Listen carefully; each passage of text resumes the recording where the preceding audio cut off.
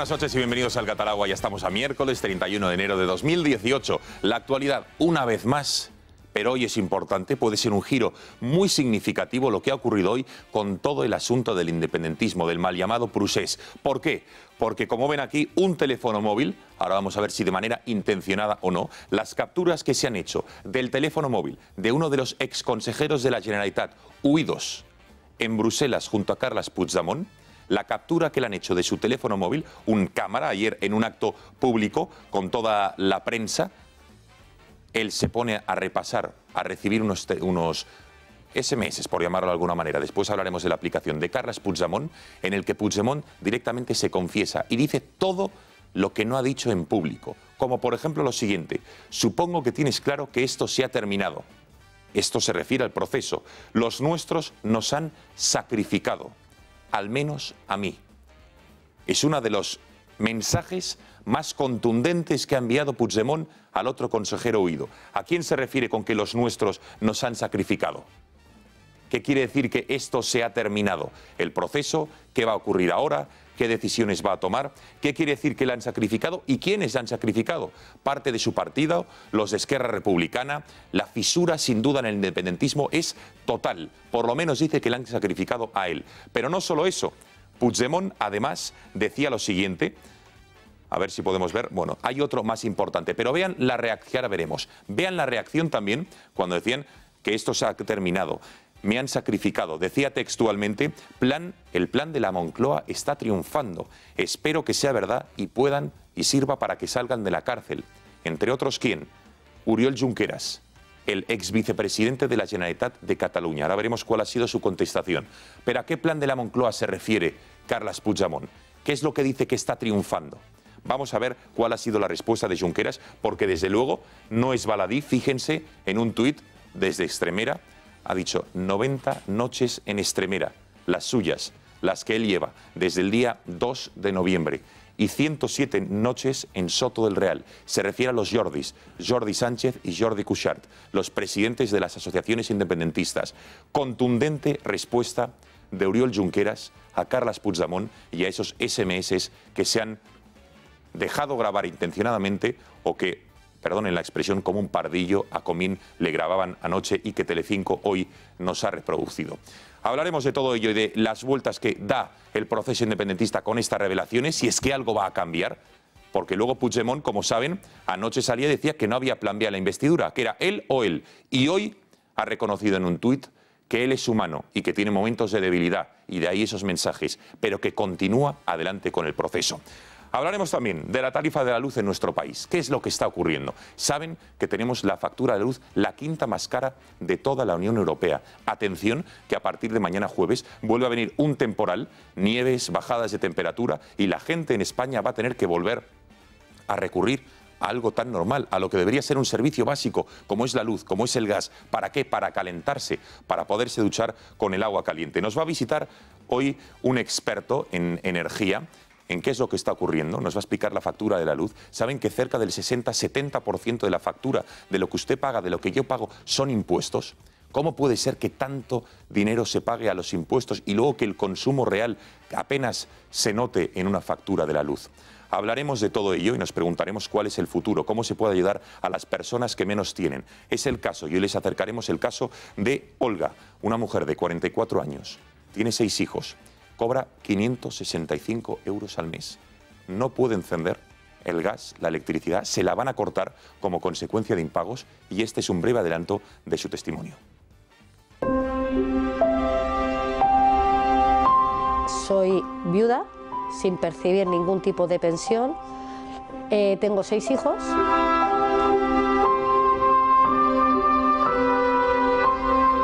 Que como a un niño de 4 años tú le explicas que la vida está muy mal y que no tienes para darle un litro de leche.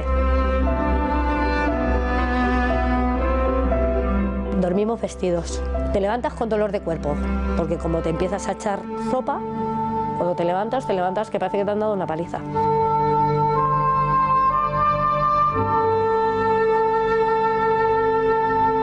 Si pago, no como. Si como, no pago. Si pago, no como. ¿Y si como?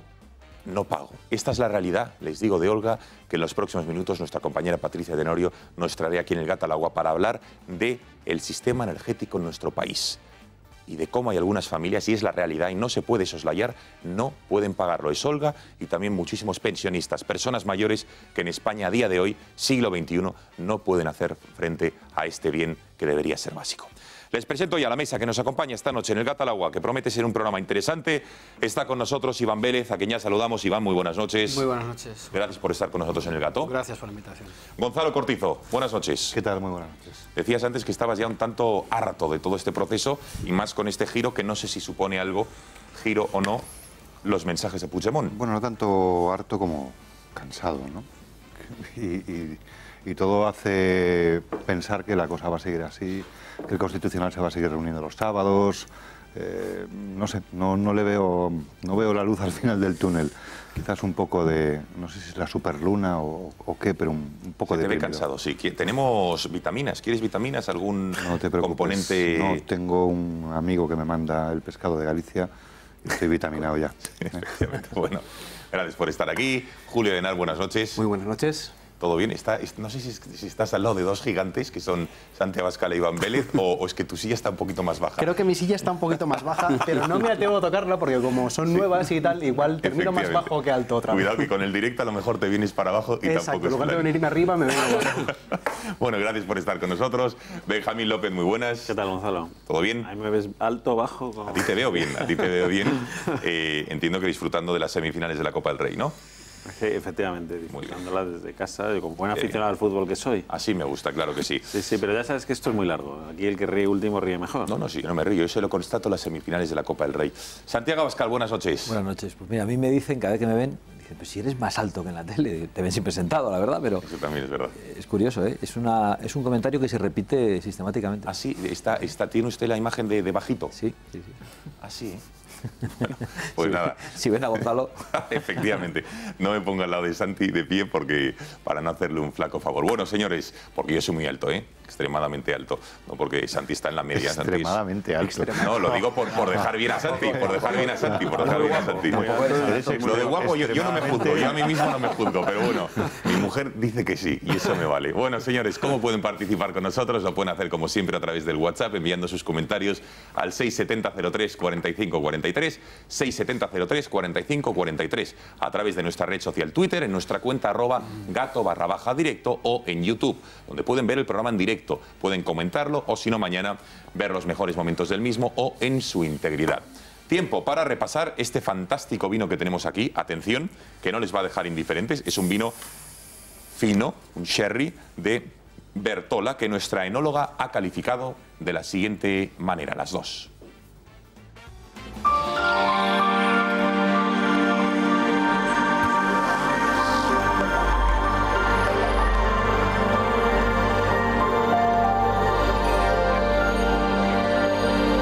Buenas noches a todos. Somos Rocío García Francoy y Andrea Cerezo y vamos a estar aquí como cada noche presentando la bodega del Gato. Hoy nos acompaña en representación de la bodega 10 Mérito Sara Peñas, toda una Sherry Woman. Buenas noches, Sara. Buenas noches, Rocío, Bienvenida. Andrea. Gracias. Y Sara, como embajadora del Bodegas 10 Mérito en Madrid, ¿qué podrías contarnos así un poquito sobre la bodega? Bueno, pues el grupo de bodegas 10 Mérito fue fundado en 1876 por los hermanos Díez, hijos predilectos de la ciudad de Jerez, responsables de que podamos disfrutar en el casco antiguo de monumentos tan importantes como el Alcázar, los claustros de Santo Domingo. Estos hermanos Díez, un siglo después, los herederos adquieren las bodegas del Marqués del Mérito y allí se forma el binomio 10 Mérito. Y después el Marqués del Mérito, a su vez, compró la bodega del Marqués de Misa y Bertemati, que podemos disfrutar nada más llegar a la estación de ferrocarril de Jerez, pues justo al lado tenemos Bertemati de 1790, bodega declarada de lujo, preciosa, con bóvedas, estructura abovedada, arcos, jardines y muchísimas cosas que ver y que sentir con los aromas del fino imperial en las soleras y criaderas centenarias. Bueno, pues a eso venimos esta noche, a catar el vino que nos has traído, un fino elaborado a partir de la variedad Palomino fino y que ha tenido una crianza de más de 4 años en botas de roble americano verano bajo el sistema tradicional jerezano de criaderas y soleras. Así que ya que te tenemos aquí, vamos a probarlo. Así es, Andrea. ¿Qué nos cuentas? Pues efectivamente tenemos un fino que ha tenido una mayor crianza y ya lo da el color, que es un color más dorado, limpio, brillante, en nariz, el aroma punzante, las notas de frutos secos del típico de Jerez, de la almendra, y en boca pues... A mí en boca me da la salinidad. Una explosión marina, ¿no? Sí, totalmente. De que estamos cerca del mar y bueno, pues es seco, es largo, los jereces... Envolvente. Los jereces son infinitos.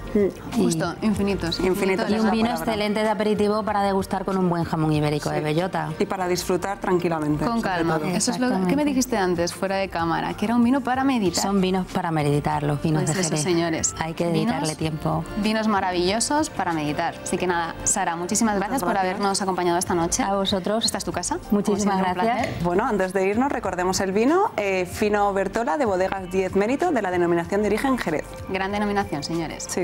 Pero no olvidéis que el vino, con moderación, es salud, placer y cultura. Salud. Salud.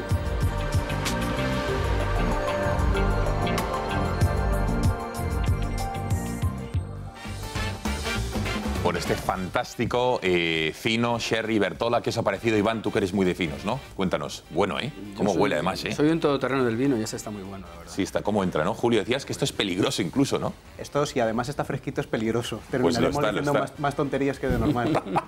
Pero bueno, de sabor bueno, ¿no? Sí, muy rico, está ¿verdad? rico. Especial. ¿Qué te ha parecido, Benjamín? Extraordinario. Extraordinario, ¿no? Sí, sí, sí. No, con ese adjetivo lo tengo que definir. Gonzalo, ¿te ha gustado? Yo igual que coincido con la mesa. Un vino vitamínico. Un amigo que te viene muy bien. Presidente de Vox, ¿le ha gustado? He hecho falta algo para acompañarlo. Para que toméis nota. No, pues mire, el jueves pasado teníamos un jamón que nos trajo el Museo Jamón, lo catamos aquí en directo, brutal. O sea que por eso no invitamos a ninguno de los de la mesa porque no lo merecían. Pero bueno, que fue espectacular, hay que venir los jueves. Cuando hay jamón no me llamas. Efectivamente. Claro, no estuvo en ninguno de los 5. Bueno, que... Y nos lo dices así, ¿no? Sí, así, bueno, que hacemos una brevísima pausa de publicidad. Regresamos, entramos en materia en este gato tan interesante de esta noche de miércoles. Hasta ahora.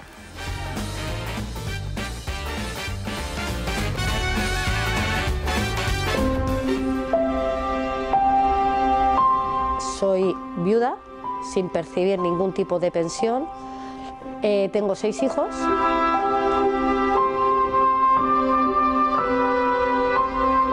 Que como a un niño de 4 años tú le explicas que la vida está muy mal y que no tienes para darle un litro de leche.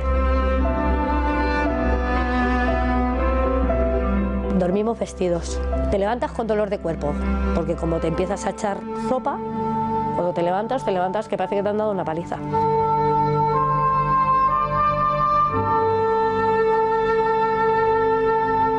Si pago, no como. Si como, no pago.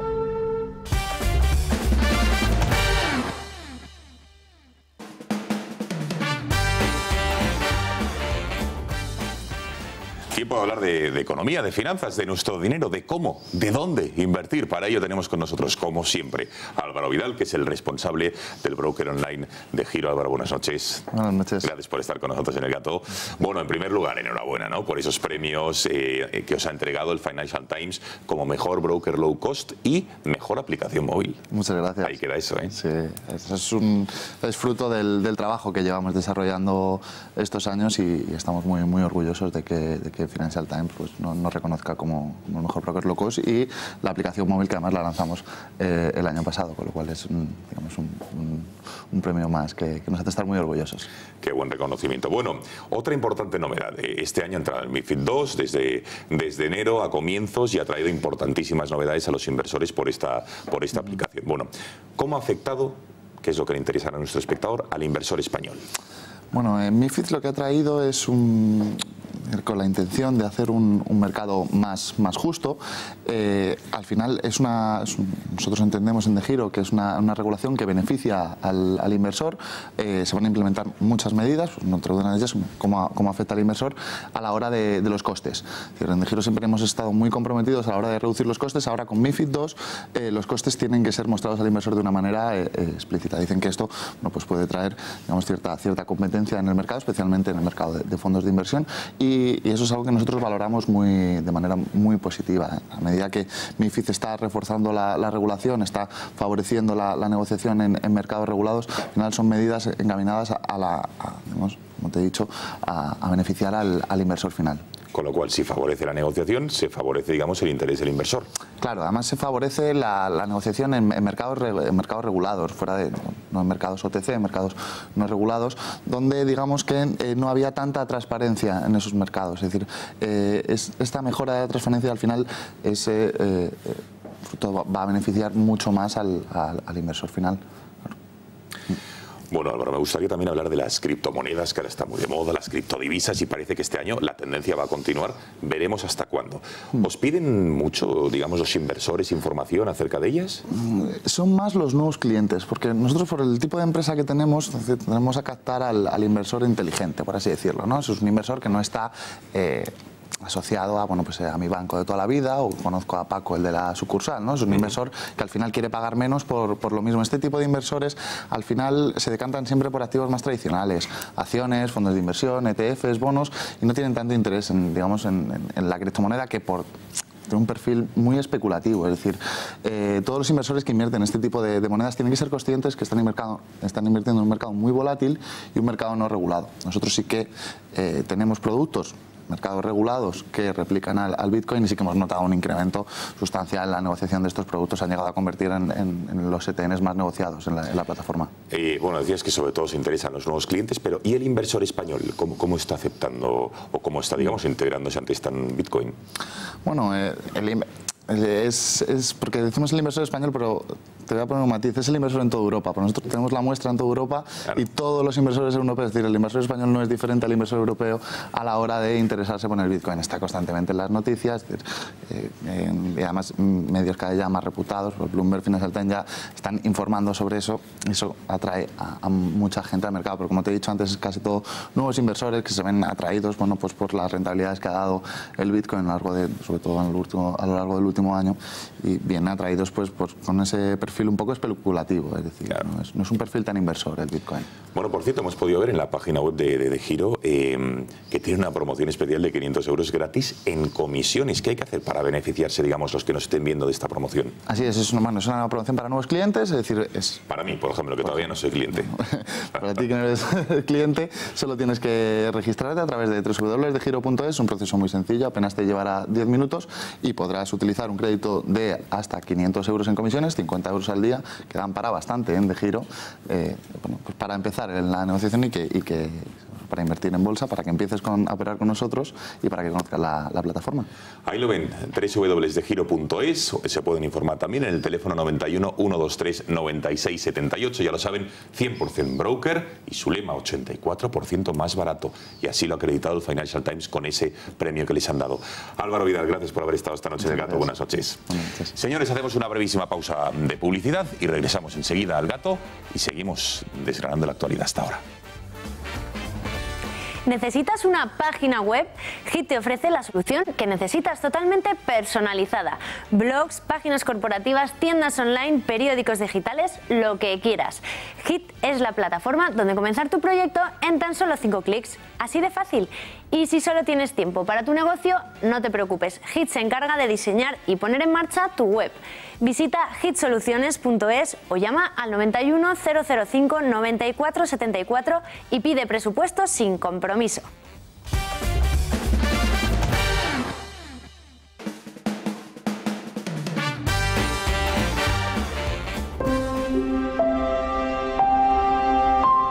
Soy viuda, sin percibir ningún tipo de pensión.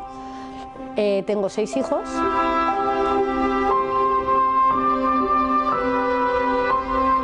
Que como a un niño de 4 años tú le explicas que la vida está muy mal y que no tienes para darle un litro de leche. Dormimos vestidos. Te levantas con dolor de cuerpo, porque como te empiezas a echar ropa, cuando te levantas que parece que te han dado una paliza.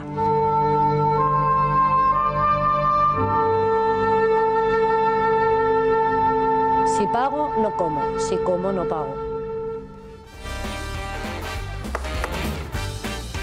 Aquí Aquí seguimos en el Gato 10 y 24. Era el testimonio de Olga, una señora viuda de 6 hijos,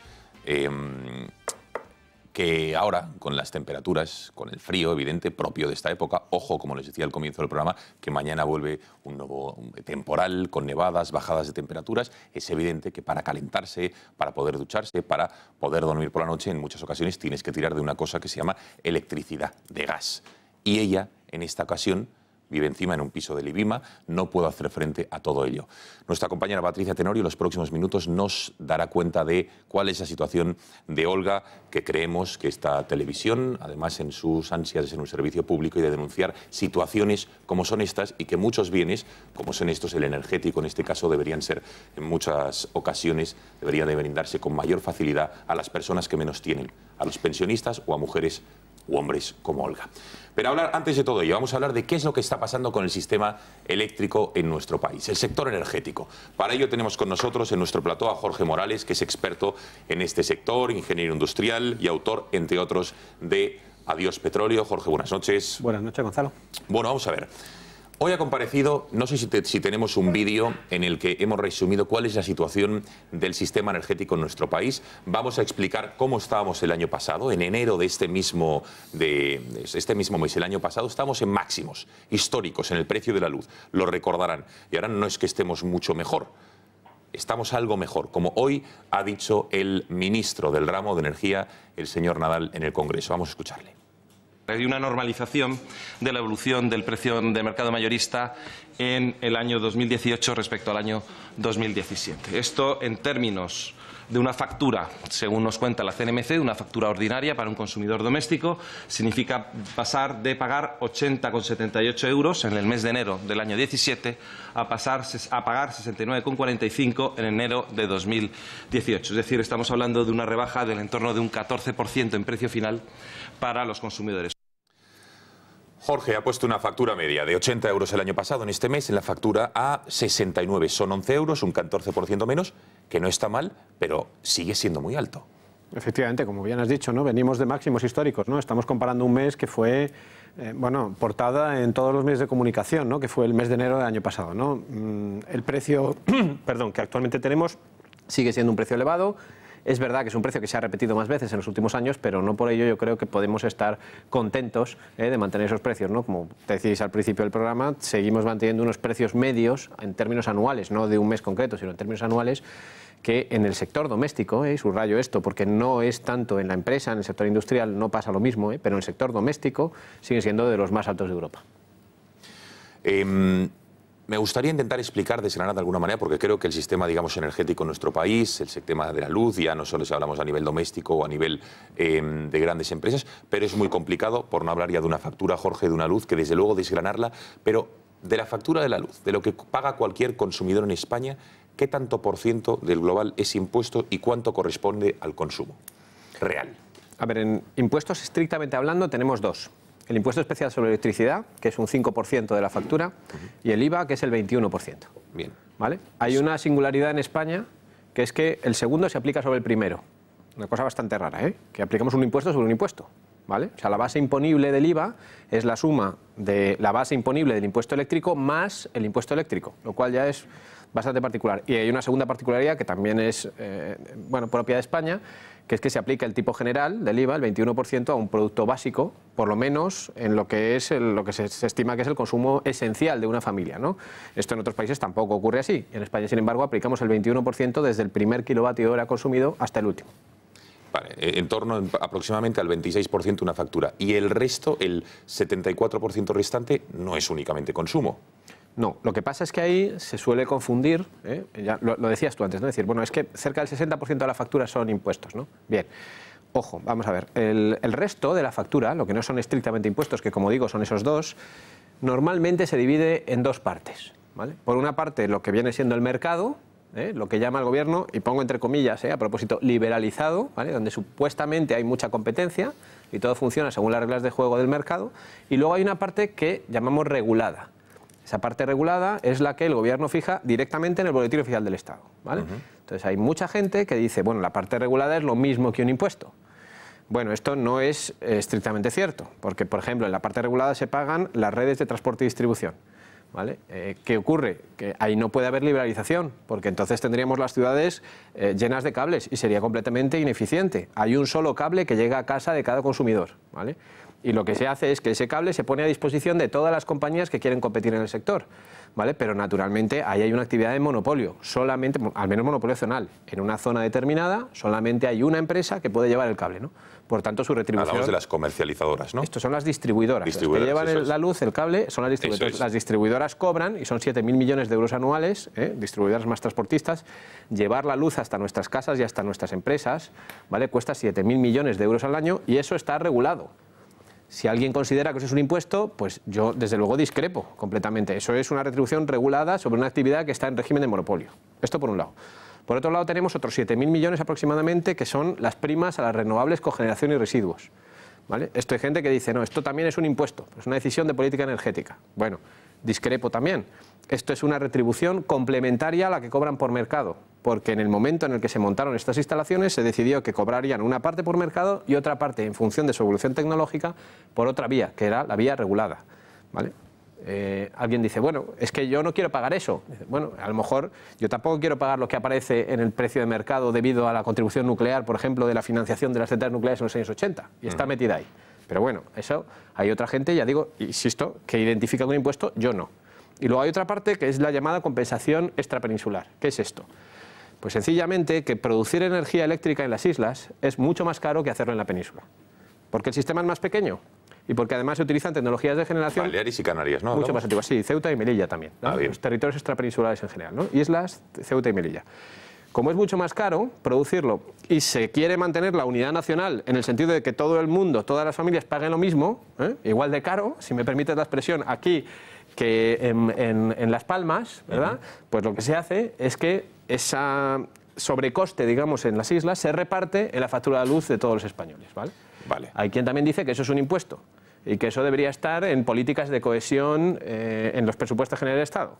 Yo también discrepo. ¿Por qué? No, cuidado, porque es que el sistema eléctrico es muy complejo. Y entonces lo que ocurre es que simplificamos mucho algunas cosas, ¿vale? Pero, por ejemplo, por esa misma razón, en Extremadura deberían pagar la luz mucho más barato que en Madrid, porque en Extremadura tienen mucho más centrales eléctricas que en Madrid, ¿vale? Que lo que somos un sumidero. En Madrid no hay prácticamente ninguna central de generación y compramos electricidad al resto de comunidades autónomas. Entonces, si nos ponemos a jugar a eso, ¿vale? Es normal que los extremeños pidan tener, y los gallegos, un precio de la luz mucho más barato que el resto de comunidades autónomas, ¿no? Entonces, a mí me parece que o uno es, como se tiene en España, tarifa única, y entonces todos pagamos lo mismo, ¿vale? O bien se aplican precios nodales, como por ejemplo ocurre en algunos mercados de Estados Unidos, y entonces no. Entonces habría diferencias de precios en función de donde uno tenga su casa. Jorge, por comprobar entonces el argumento y ser un tanto más científico, por llamarlo así, sea en impuestos o sea la parte fija, se puede decir que en torno a algo más del 60% de una factura es fijo. No, yo lo que te podría decir es que el 100% de la factura, fíjate lo que te voy a decir, depende del gobierno. ¿Por qué? Porque el mercado, sí, claro, porque hay gente que dice, no, es que el 60% de la factura depende del gobierno. Yo niego la mayor. Y digo, no, el 100%. ¿Por qué? Porque la decisión de que vayan al mercado y tal y como van al mercado, porque ojo a las reglas de juego, ahora si me dejáis entrar, entramos en qué es lo que ha pasado en enero de 2018 a diferencia de enero de 2017 y por qué esa sutil bajada que hemos visto en este mes, ¿vale? Las reglas de juego del mercado las impone el gobierno también, ¿vale? Y esas reglas de juego, por ejemplo, hacen que una central nuclear durante el año 2016 cobrara 35 euros el megavatio hora y estuviera contenta, estuviera satisfecha, ganara dinero, y sin embargo el año pasado, por una situación que se debe básicamente a la sequía, a que hay menos producción hidroeléctrica, menos producción con los pantanos y esa producción se sustituye por carbón y por gas, la central nuclear, que no tiene nada que ver con el carbón ni con la sequía, ¿vale?, haya cobrado más de 50 euros el megavatio hora, ¿vale? Es decir, haya cobrado un 30% más que el año 2016. Cuando el 20% de la energía, sin tener nada que ver sus costes con lo que pasa con la sequía, cobra un 30% más de un año para otro, dependiendo solamente de que haya caído más o menos agua, tenemos un problema inflacionista muy importante en la factura de la luz. Por tanto, insisto, si vamos a decir que esto es cuestión del gobierno, yo diría sí, pero el 100%. Entonces, ¿vale? ¿Qué tanto por ciento de la factura depende del consumo? De si yo enciendo o no enciendo el frigorífico, pongo o no pongo la calefacción, o me doy una ducha de agua fría o caliente. Voy a terminar de complicarlo. O si tengo 4, 6 o un hijo, o no tengo hijos. Voy a terminar de complicarlo. No, por Dios, que yo ya estoy... Sí, Gonzalo, espera. Es que verás, es que yo te he explicado que en el recibo los conceptos que hay detrás he hablado de, por un lado, impuestos, 26%, por otro lado he hablado de costes regulados directamente por el gobierno y por otro lado he hablado de un mercado que también está muy controlado por el gobierno, pero indirectamente, ¿vale? Esas son las tres partes, digamos, los componentes de costes que hay detrás de nuestro recibo. Pero luego lo que ocurre es que delante de nuestro recibo lo que nosotros vemos son dos partes, una parte fija y una parte variable. Una parte que no depende de nuestro consumo, sino que depende de lo que llamamos la potencia contratada, es decir, de que pongamos muchos electrodomésticos a la vez, porque si no nos saltan los plomos, y otra parte que depende de las vueltas del contador, ¿no? Y entonces me dices, ¿qué parte es una y qué parte es otra? ¿Qué pago con la parte fija y qué pago con la parte variable? Porque hay gente que dice, bueno, pues lógico, con la parte fija pagas los costes regulados, ¿verdad? Lo que antes nos has contado. Y con la parte variable pagas lo que es el mercado, ¿no? Aunque funciona un poquito mal, pero al final es el mercado. Pues no. Tampoco. No, y te voy a decir lo más grave de todo esto. Esto es una cuestión ya fina, pero es muy grave. En España no hay ninguna metodología para repartir los costes del sistema, ojo que son 35.000 millones de euros anuales, el total de costes. Los costes del sistema entre la parte fija y la parte variable. Con lo cual, depende del secretario de Estado de turno, ahora entenderás por qué en el sector lo llamamos la silla eléctrica, El secretario de Estado de Energía es el que decide todos los años qué parte va a la parte fija y qué parte va a la parte variable. Ahora ya no te extrañará que en los últimos 5 años la parte fija se haya duplicado. ¿Y tú dirás, qué es lo que ha pasado para que se duplique? Pues nada, sencillamente que de los 35.000 millones hubo un secretario de Estado hace 4 años que decidió que donde en la parte fija había 6.000, ahora iba a haber 12.000. ¿Vale? Y entonces se iban a cobrar 12.000 millones a través de la parte fija, ¿vale? Entonces, esa arbitrariedad precisamente en el reparto de costes del sistema, esos juegos que hay entre la parte fija, la parte variable y todo esto que hacen los gobiernos, lo que nos lleva es a una incertidumbre regulatoria tremenda que, entre otras cosas, lo que está impidiendo es que haya una verdadera revolución en el sector eléctrico. Porque viene una nueva tecnología, están apareciendo baterías muy baratas, están apareciendo renovables muy baratas para ponerse energía solar, por ejemplo, en el tejado de casa, y la gente no se atreve a ponérsela. ¿Por qué? Porque dice, claro, yo hoy pago de la luz 200 euros de parte fija y 600 de parte variable. Por tanto, si yo me pongo una placa solar, voy a ahorrarme esos 600, ¿verdad? Pero si pasado mañana viene el secretario de Estado de turno y me dice, no, oiga, usted en vez de 200 más 600 va a pagar 400 más 400. ¿Qué pasa? Que yo ya solo me ahorro mis 400, ya no me ahorro los 600 de antes. Entonces la gente naturalmente no invierte ni en energía solar ni en baterías, ¿no? A ver, por concluir con este ejemplo, vamos a ver, por continuar al hilo de lo que ha dicho el ministro, la factura media de este mes de enero ha pasado del 80 en enero del año pasado, máximos históricos, a 69. De esos 69 euros, ¿cuánto es fijo? Es decir, ¿cuántos lo pagan igual todos los españoles y cuánto depende de ese ciudadano medio lo que haya consumido? Aproximadamente, por hacer una regla de 3. Número redondo, unos 20 euros son fijos y unos que lo pagaríamos 50 todos los de la euros mesa. Aproximadamente son variables. Cada uno depende de la potencia contratada, ¿verdad? Potencia contratada y el consumo. Y luego, vale. Es decir, 20 de 70, 20 euros fijos y los 50 depende de lo que se haya contratado y lo que se haya consumido. Fíjate, si hubiera venido aquí hace 5 años, te hubiera decidido 10 más 60. O sea, perdón, te hubiera dicho 10 más 60. Ojo, 10 fijos. Claro, que se ha duplicado la parte fija en 5 años, sin ningún criterio. Y no te puedo garantizar que el año que viene sean 20 más 50 o 30 más 50 40. O lo que quiera el señor de la silla eléctrica, Ojo.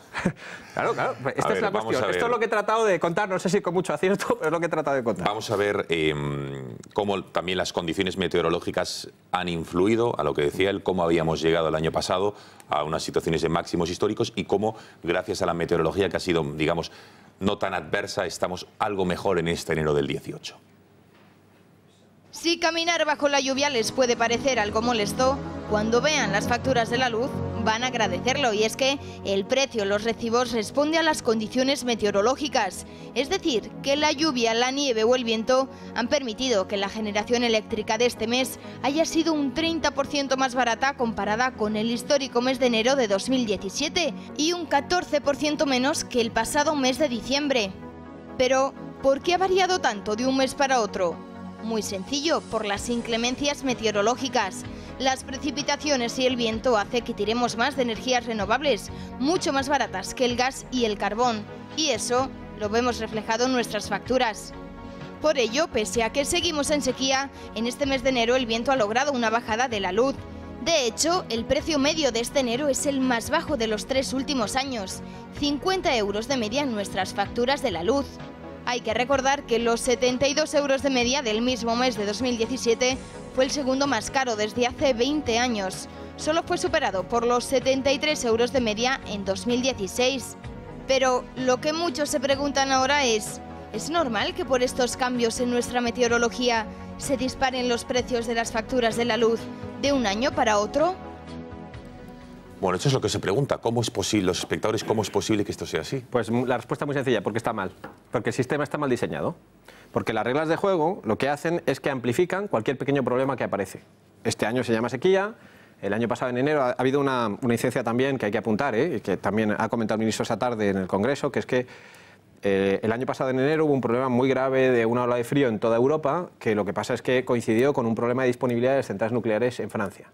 ¿Vale? Entonces, como los mercados están interconectados a través de un cable, ¿vale? Lo que ocurrió fue que Francia necesitaba un montón de energía porque no tenía nucleares. Entonces, nuestras centrales tuvieron, por un lado, que asumir la fuerte demanda en España porque hacía frío y además apoyar a Francia. Es decir, tuvimos que exportar energía a Francia el año pasado con precios que eran muy altos, ¿vale? En aquel momento. Aparte de un juego que ya te voy a adelantar una cosa, aparte de un tema de que, claro, cuando eso pasa, se tira de las centrales más caras en el sistema, que son las centrales de gas. Y ya está investigando, el organismo competente ya está investigando lo que pasó con el gas, porque además se aprovechó para disparar el precio del gas en aquella época. Pero bueno, eso lo conoceremos dentro de unos cuantos meses o años, ¿vale? Que seguramente habrá un expediente sancionador sobre qué pasó con el gas en enero del año pasado. Pero es verdad que en Francia había problemas y nosotros apoyamos a Francia. Lo que ha ocurrido en enero de este año es que además de tener algo más de viento, un poquito más de agua, aunque seguimos con sequía, pero un poquito más de agua, lo que ha pasado es que Francia está normal. Y entonces Francia, en un estado normal, en vez de necesitar energía nuestra, lo que hace es que nos vende energía nuclear. Y lo que ha pasado sencillamente es que eso ha ayudado a rebajar los precios. Ha sido una coyuntura favorable. Ahora, dicho esto, ¿el cambio es tan importante como para que haya bajado en el mercado un 30% el precio mayorista y la luz haya caído un 14% respecto al año pasado? Te adelanto la respuesta, no. O sea, los cambios son pequeños. O sea, los que estamos allí, lógicamente, los vemos. Pero es que estamos hablando de que la diferencia de exportación e importación a Francia es el 6, el 7, el 8% como mucho de la demanda total. O sea, lo que te estoy diciendo es que el 90 y tantos % de la producción eléctrica de este año ha sido igual que la del año pasado. Exactamente igual.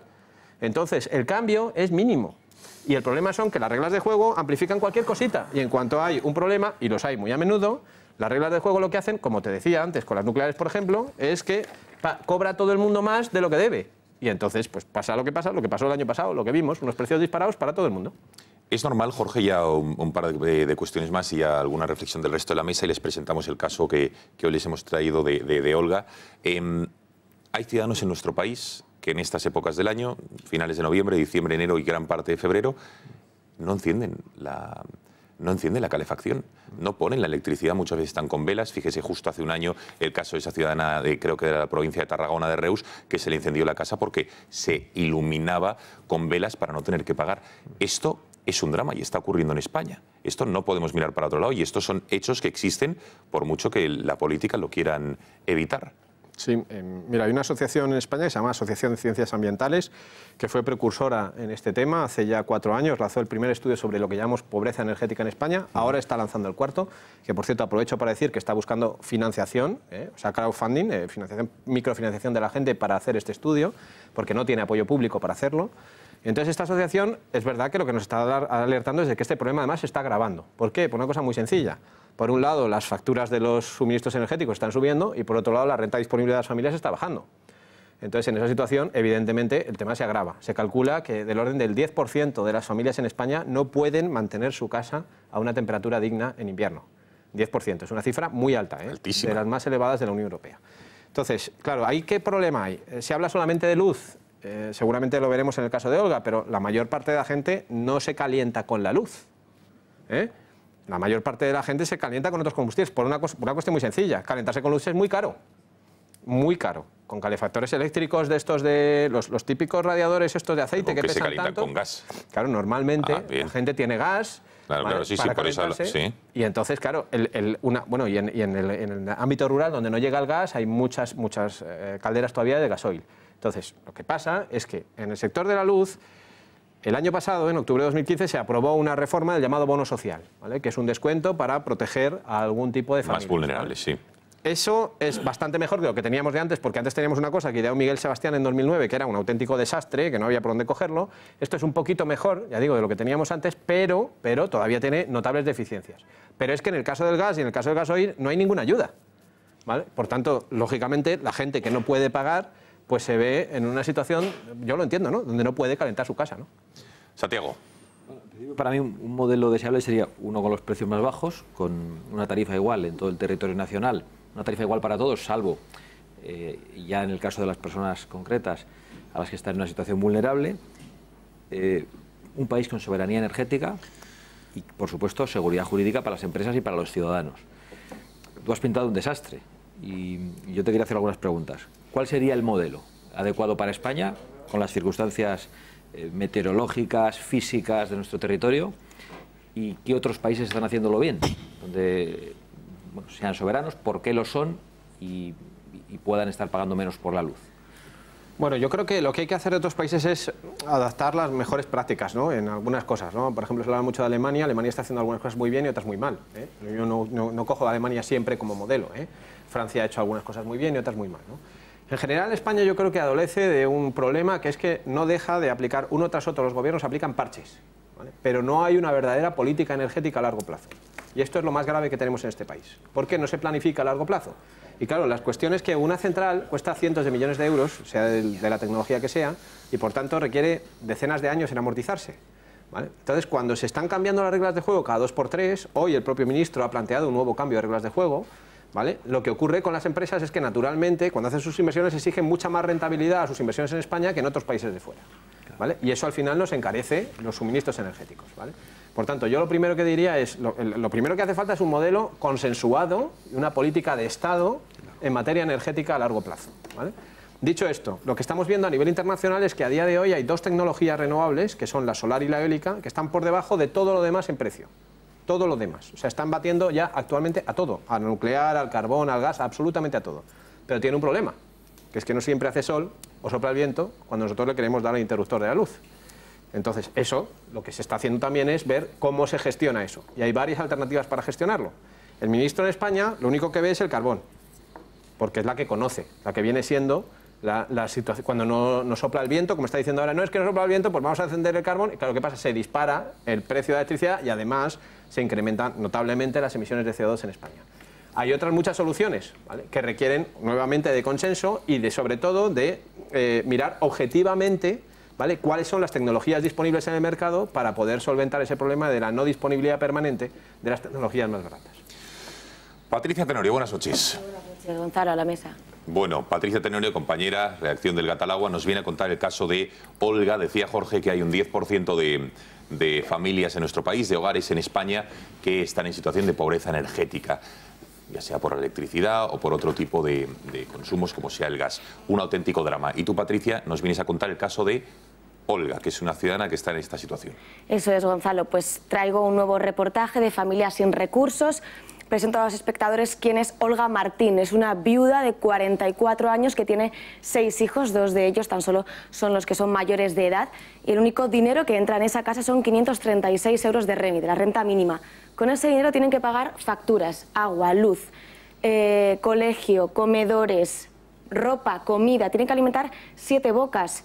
Me comentaba Olga el día que estuve con ella en su casa que debe una factura de 280 euros de gas y que es inminente que se lo corten, y por lo tanto también el agua caliente. ¿Qué me dice con eso? Que va a tener que volver a calentar agua para ducharse, para duchar a sus hijos, y de hecho había tenido que dejar de hacerlo porque una de sus hijas se había quemado las piernas, pero que va a tener que volver a ese proceso para poder ducharse con agua caliente. También me decía que el año pasado una de sus hijas pequeñas tuvo que ir al colegio todo el año sin libros porque no podían costeárselos. De este modo hemos dividido estos reportajes en 2 partes. En esta primera parte vamos a conocer a Olga, que nos cuente ya quién es, cuál es su situación, pero mejor véanlo ustedes mismos. Soy viuda, sin percibir ningún tipo de pensión. Tengo 6 hijos, 2 de ellas mayores de edad en paro. Y mi única ayuda y mi único ingreso en casa son 536 euros de REMI, de renta mínima. Pues ¿cómo hago? Pues pidiendo, jugando con facturas, dejando a deber una, pagando otra y haciendo 20.000 virguerías. ¿Qué años tienes? Tengo 44 años, o sea, otra limitación más a la hora de trabajar. ¿Y tus hijos qué edades tienen? Tengo una con 23 años, tengo otra con 21... una con 16, una con 13, uno con 7 y uno con 4. Que como a un niño de 4 años tú le explicas que la vida está muy mal y que no tienes para darle un litro de leche. Que no puede ir a una excursión porque es que lo que tienes no te da para más. que tienes que estar calentando cacerolas de agua porque no te puedes permitir comprarte un termo porque tampoco puedes pagar las facturas. Me ha venido una factura ahora, la factura es de 280 y tantos euros, que yo no puedo permitirme el lujo de pagarla. Por lo tanto, me cortarán la calefacción y el agua caliente y me tocará otra vez volver a calentar perolas de agua.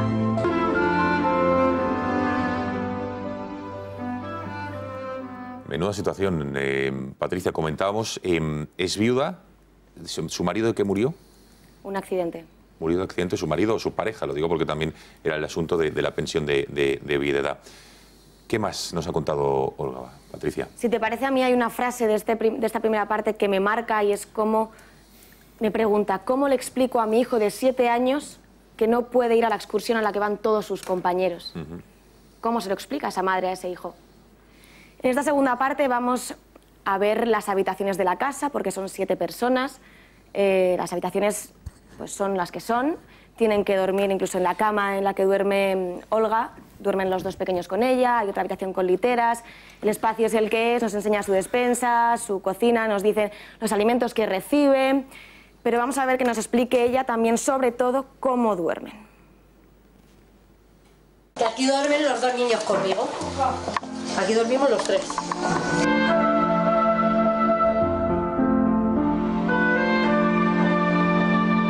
Yo suelo decir, dormimos vestidos, porque tienes que acostarte con unos calcetines, te tienes que acostar con un buen pijama, te levantas con dolor de cuerpo, porque como te empiezas a echar ropa, cuando te levantas que parece que te han dado una paliza. Aquí no tengo luz, porque se ha quemado el casquillo y no...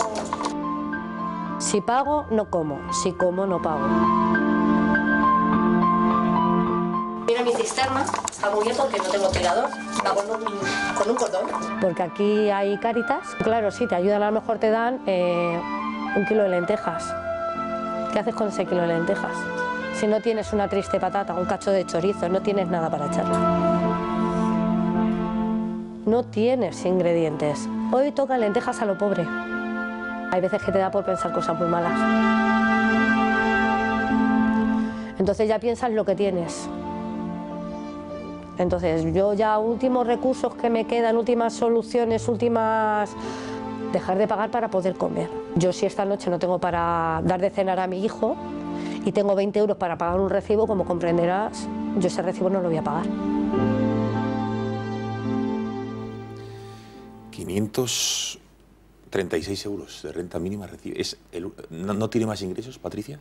No tiene ningún ingreso, no recibe ninguna pensión por su pareja, es el único ingreso, tiene 2 hijas mayores de edad, pero están en el paro, está difícil conseguir trabajo. Y es que uno de los hándicaps que tiene nuestra protagonista de hoy es que vive en Arroyomolinos, que está en la zona sur de Madrid, no tiene coche, no tiene carnet, tiene 44 años y para ella es un trabajo muy difícil encontrar trabajo, valga la redundancia. Y es que si quisiera irse a Madrid, tendría que comprarse, por ejemplo, un abono de transporte que para un adulto, y la zona que es, calculo que serían unos 100 euros al mes. Estamos quitando 100 euros a 500 que tiene para comer, para ropa, para pagar colegio. Jorge, en este caso, la electricidad, el gas, debería ser, bueno, es un bien básico. Y en este tipo de casos, antes has dado el dato del 10%, ¿qué hace el Estado? Porque si el Estado sirve para algo es para casos como estos, para facilitar que no lleguen al extremo de que uno de sus hijos se tenga que quemar, como nos ha contado Patricia, con agua caliente, que tengan que dormir con ropa, que tengan deudas y que les vayan a cortar la luz. Bueno, pues en el ámbito energético lo que hay, como digo, solamente hay una solución para la electricidad. En el resto no hay ninguna. No hay ningún tipo de apoyo, ni en el gas, ni en el butano, ni en el caso del gasoil, en el caso de que tuviera, ¿no? En la electricidad lo que hay, con el nuevo bono social que se aprobó el año pasado, es en un caso como este, que es un caso llamado de exclusión social, pues hay un 40% de descuento en la factura de la luz, ¿no? El problema es que esta señora, para acceder a ese 40% de descuento, seguramente, no sé si llegaste a ver su factura, pero seguramente no le aplican ese 40% de descuento porque la tramitación para conseguir eso es bastante compleja y mucha gente la ahuyenta, la propia gestión de todo esto, ¿no? Y además se puede llegar a un 100%, ¿vale? O sea, es decir, de no pagar nada del recibo, pero eso requiere ya el apoyo del Ayuntamiento de la Comunidad Autónoma. Es decir, si lo que viene a decir el Estado es yo te llego hasta el 50%, sí, la comunidad autónoma y el ayuntamiento llegan al otro 50%, ¿no? Y eso ya, la coordinación entre ayuntamiento y comunidad autónoma para que cada uno pague el 50% del Estado se nos antoja casi imposible en la España en la que vivimos hoy, ¿no? Por lo tanto, en una situación como esta, suponiendo, ya digo, que conociera los trámites y conociera la forma de entrar, el otro día en otro programa de televisión entró en directo una señora con un problema similar, que lo que pasa es que además su marido estaba conectado a una máquina que no podía desconectar y le tuve que decir yo la solución. Y me dijo ella en directo, me dijo, pues menos mal que estabas tú en el programa porque nadie me ha dado esa solución, yo no conocía esto, que es el primer problema. O sea, es decir, gente en una situación límite, como es este caso, que no conocen que existe una posibilidad de tener un descuento, al menos, ya digo, del 40% en el recibo de la luz. Por cierto, son innumerables como este mensaje de los espectadores que están viendo El Gato, que nos piden cómo ayudar, al menos temporalmente, a esta señora, a Olga. No duden que nuestro departamento de producción les pondrá en contacto con esta señora para que quien quiera libremente pueda colaborar de la manera que sea. Venga, por orden de petición de palabra, Iván y Benjamín, y luego el resto. No, bueno, la pregunta casi es obligada, ¿no? Ya que se han citado las centrales nucleares, ¿qué impacto podrían tener? Ya que al final nos vemos obligados a comprar energía o a suministrarla a un país soberano, como decía Abascal, ¿qué impacto podrían tener en la solución de este problema? Porque al fin y al cabo, y ha quedado patente en tu explicación, que me parece muy interesante, el Estado está ahí. No podemos creer en la magia de la autorregulación mercantil. El Estado tiene que regular los recursos propios de todos los españoles, de esa mujer y del más acaudalado de nosotros. Entonces, ¿qué impacto y qué vías de solución ofrecería la energía nuclear que no está sujeta al albur de que si sopla más el viento deja de soplar? Enseguida contesta Jorge, que vamos a ir acumulando las preguntas. Y sobre el reportaje, el papel del Estado, si existe, Iván, pues también, claro, debería estar para ayudar a personas como Olga, ¿no? Evidentemente, por eso yo en este caso apelo al Estado. Es que el Estado es el que tiene que tomar cartas en el asunto, si se supone que tenemos un mínimo bienestar, que es un poco la palabra fetiche en este caso, ¿verdad? Benjamín. Sí, no, bueno, respecto al reportaje, ¿no? Yo diría que esto va mucho más allá de la pobreza energética, ¿no? Esto es pobreza pura y dura, no hay que adjetivarla. Entonces, creo que aquí el precio de la electricidad es el menor de los problemas para esta señora, porque aunque fuera un 20% más barato el recibo de la luz, poco le iba a resolver, ¿no? Creo que es un problema mucho más agudo y que efectivamente en estas situaciones yo creo que si queremos tener una sociedad justa, pues no se pueden permitir, simplemente. ¿Sabes? Una señora con 6 hijos no puede estar cobrando 500 euros, ¿no? Independientemente ya de todos los motivos que le hayan podido llevar a esa situación, etcétera, etcétera, creo que no puede permitir una sociedad que quiera ser justa que una persona esté en esta situación, que yo creo que tiene poco que ver con la pobreza energética en este caso, ¿sabes? Pero bueno, también tiene que ver, ¿no? Y un poco al hilo de lo que decía Iván también, no sé hasta qué punto, y esto te lo pregunto a ti, claro, este descontrol o este desaguisado que hay en el mercado energético español en general, ¿no? Tiene que ver muchas veces con razones ideológicas, ¿no? Claro. De fondo. Ahí voy. O sea, en que, efectivamente, el papel de la energía nuclear, ¿no? Tú hablabas de que este ministro se empeña en el carbón como alternativa. Bueno, se empeña en el carbón, yo creo, entre otras cosas, porque las presiones políticas para que se empeñe en el carbón son enormes, ¿no? Desde las cuencas mineras, desde su propio partido, desde partidos de la oposición. No hay más que recordar la Marcha Negra, ¿no? O sea, no sé, ¿hasta qué punto tiene que ver la ideología en que tengamos un sistema energético probablemente tan ineficiente, ¿no? Vemos la oposición, que a lo mejor no tiene que ver exactamente con la electricidad, pero sí con el petróleo, la oposición brutal al fracking. No se sabe muy bien exactamente por qué, cuando en Estados Unidos es una práctica habitual. En fin, venga. ¿Qué tiene que ver la ideología en todo esto? Más opiniones, Julio, el reportaje, ¿qué te ha parecido? Bueno, aquí tenemos dos partes, ¿no? Es decir, el reportaje al final lo que nos muestra en general es que en caso de que te veas abocado por necesidad a tener que acudir a una administración, a tener que acudir a un ayuntamiento, a tener que acudir a alguien para que te pueda ayudar, en muchas ocasiones los propios funcionarios tampoco saben por dónde tirar y por dónde ayudar, ¿vale? Tenemos planes de pobreza infantil, tenemos planes específicos en los ayuntamientos, tenemos planes en las comunidades nacionales, tenemos planes en institutos a nivel nacional y sin embargo a la hora de tener que enfrentarte a un caso concreto como el que se está contando, el abandono en muchas ocasiones que puede llegar a sufrir una persona como Olga es brutal. Entonces, no el Estado, sino el resto de instituciones por debajo, incluso las más cercanas que podrían ser los ayuntamientos, que en muchas ocasiones tienen presupuestos para este tipo de cosas y pueden ser mucho más hábiles a la hora de tener que aprobar ayudas muy concretas, fallan o no saben expresarse, no saben trasladarlo para poder ayudar a estas personas. Y por otro lado, la verdad es que oyéndote lo que pintas del sistema energético, nos damos cuenta de que el sistema energético que tenemos en nuestro país es un desastre, en ocasiones un cachondeo, porque parece que se están riendo directamente en nuestra cara, y como comentabas antes, de difícil solución. Es decir, desde la pincelada que dabas, que el IVA que se le aplica a la cuestión de la energía es del 21%. ¿Vale? A cuestiones como lo que comentaba Benjamín del tema del carbón con el tema de las subvenciones, cuando en el resto de Europa se pretende acabar con ello y el impacto ambiental que tiene, al tema del déficit de tarifa, al tema de la retroactividad que supuso o la inseguridad jurídica con el tema de las energéticas cuando se aprobó una serie de ayudas y luego se dijo que no iba a ser lo que iban a recibir. Es decir, que al final tenemos un sistema que, como decías tú antes, se ha ido parcheando, pero se ha ido parcheando también con presiones ideológicas o con intereses muy cortoplacistas que no tiene en principio visos de solucionarse a largo plazo. Gonzalo. Sí, bueno, a mí la primera reflexión que se me ocurre con ese tipo de cosas, siempre ponemos la mirada en el gobierno, si le corresponde. Hablas de lo de Olga, digo, el caso de Olga. Sí, este tipo de casos, ¿no? De situaciones de familias pues que tienen en medio de estas dificultades, pero a mí me gusta mirar también a las empresas, ¿no? Y preguntarme por qué al menos yo no lo he visto durante toda la crisis económica, que las empresas hayan hecho, no es su responsabilidad gobernarnos, pero un esfuerzo por conocer a sus clientes. E incluso también, no sé si incluso como una propia campaña de comunicación o de algo, que Iberdrola diga, oiga, si usted tiene algún problema, llámeme y vamos a buscar una solución. No sé, hace 2 días yo vi como prácticamente todas las empresas eléctricas de este país pues gastaban dinero en poner páginas completas de publicidad en los periódicos para felicitarle el cumpleaños al rey, lo cual cuesta un verdadero dineral. No sé, me gustaría que vivir en un país donde una de estas empresas pues habrá una sección para casos complicados y que puedes llamar directamente a tu empresa y decir, mira, esta es mi situación, y pactar algún tipo de relación, ¿no? Cuando hay problemas da la impresión de que las empresas dicen, bueno, esto es el Estado.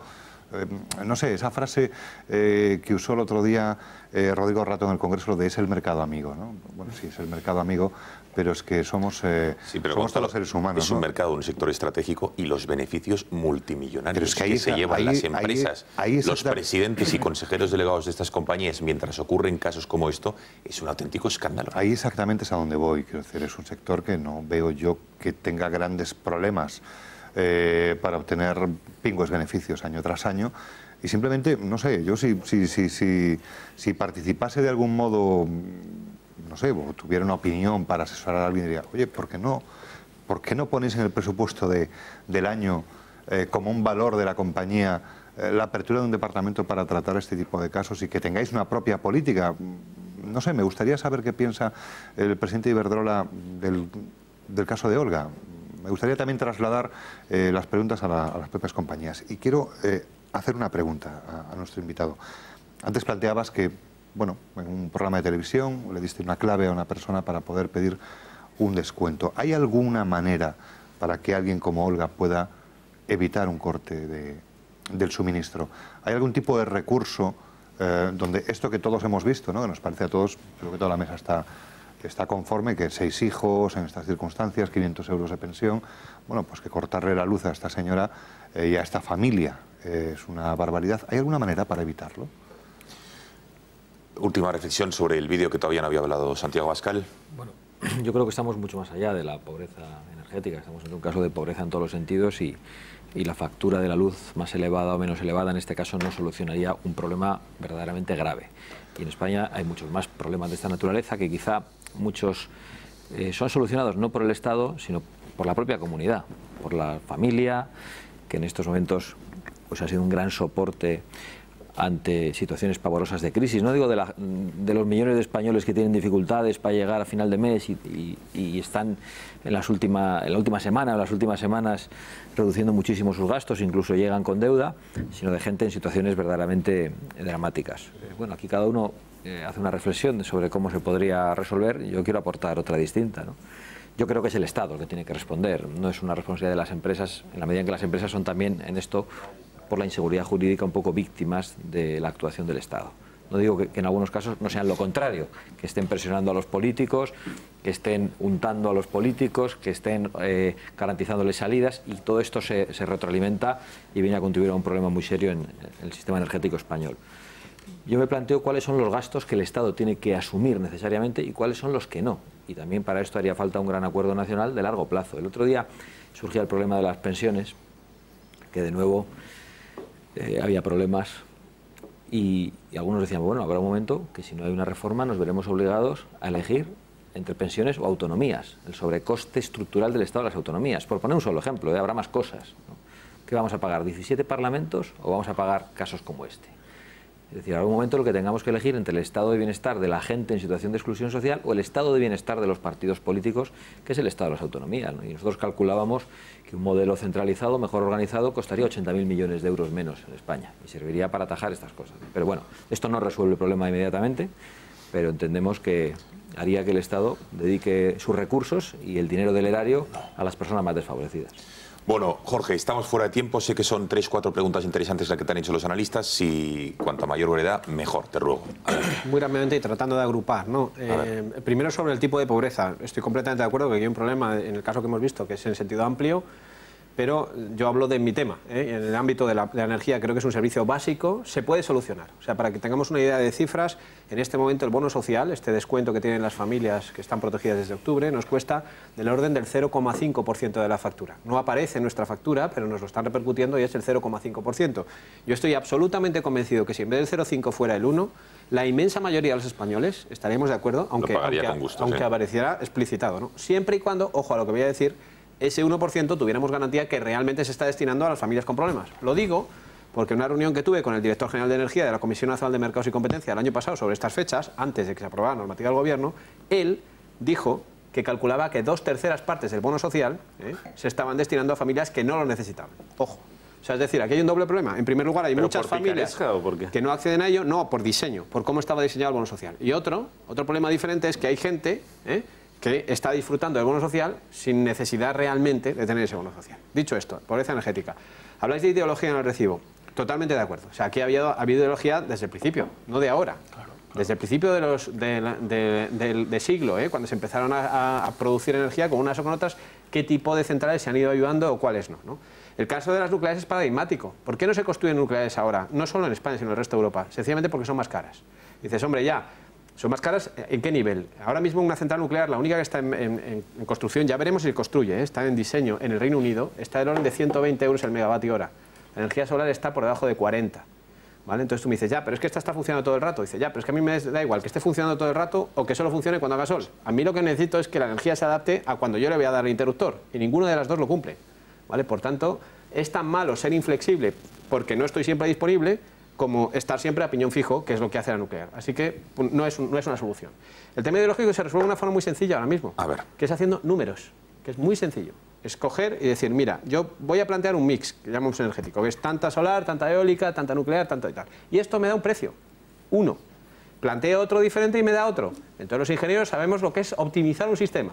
Y se calcula con los precios actuales cuál es el sistema óptimo. Y se puede llevar al Parlamento y decir, mire, este es el sistema óptimo y aquí no hay ideología. El precio más barato se da con este mix de producción. Punto. Poco que decidir. Jorge Morales, ha sido un placer. Experto en el sector energético, ingeniero y un largo etcétera. Muchísimas gracias por haber estado esta noche en el Gatalagua. Gracias a vosotros. Buenas noches y esperamos poder contar con él en otras ocasiones para seguir hablando de un asunto tan interesante, de un sector estratégico, de un bien básico como es la energía en cualquiera de sus variables. Gracias, Jorge. Hacemos una brevísima pausa de publicidad y regresamos para hablar de la otra gran noticia del día. Los mensajes de Puigdemont, el expresidente huido, a otro compañero, el exconsejero huido, que se les ha pescado y desde luego dice todo lo contrario de lo que dicen en público. Hay una frase, el plan de Moncloa ha triunfado, esto ha terminado.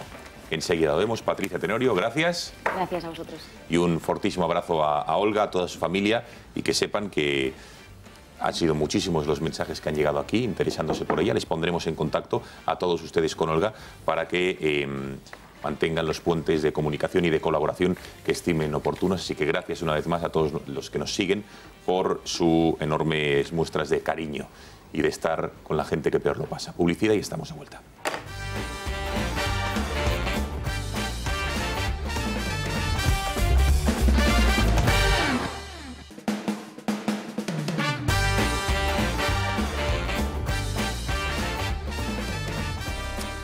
11 y 12 de la noche. Aquí seguimos en el Gat-al-Agua, acompañados por Iván Vélez, Gonzalo Cortizo, Julio Dionart, Benjamín López y Santiago Abascal.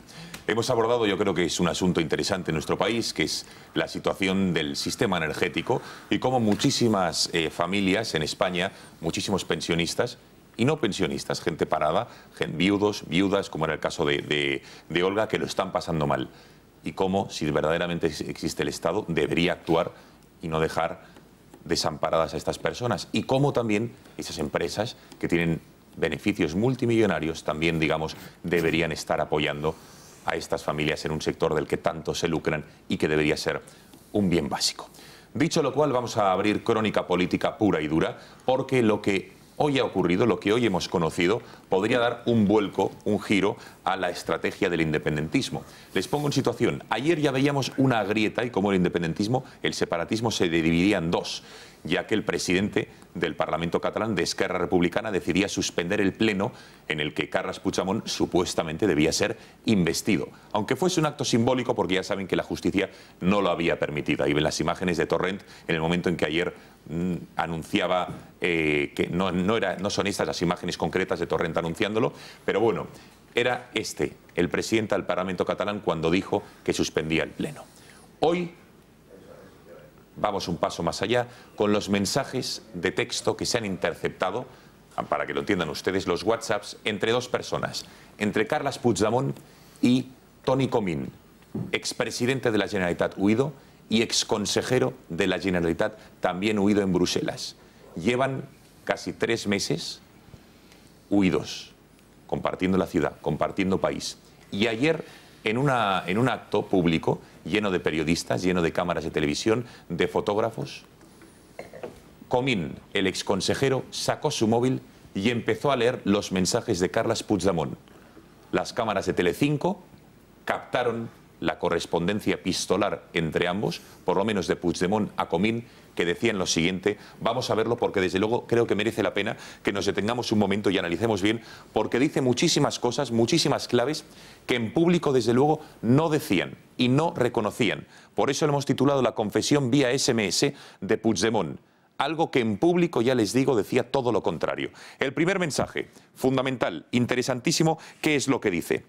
Volvemos, Puigdemont a Comín, volvemos a vivir los últimos días de la Cataluña republicana. Es interesante aquí hacer hincapié en la palabra que son los últimos días, es decir, que está a punto de morir de alguna manera, y después que Puigdemont seguía convencido de que Cataluña de alguna manera seguía siendo una república. No sé si se refiere a otras épocas, pero sí a día de hoy. Últimos días de esta Cataluña republicana.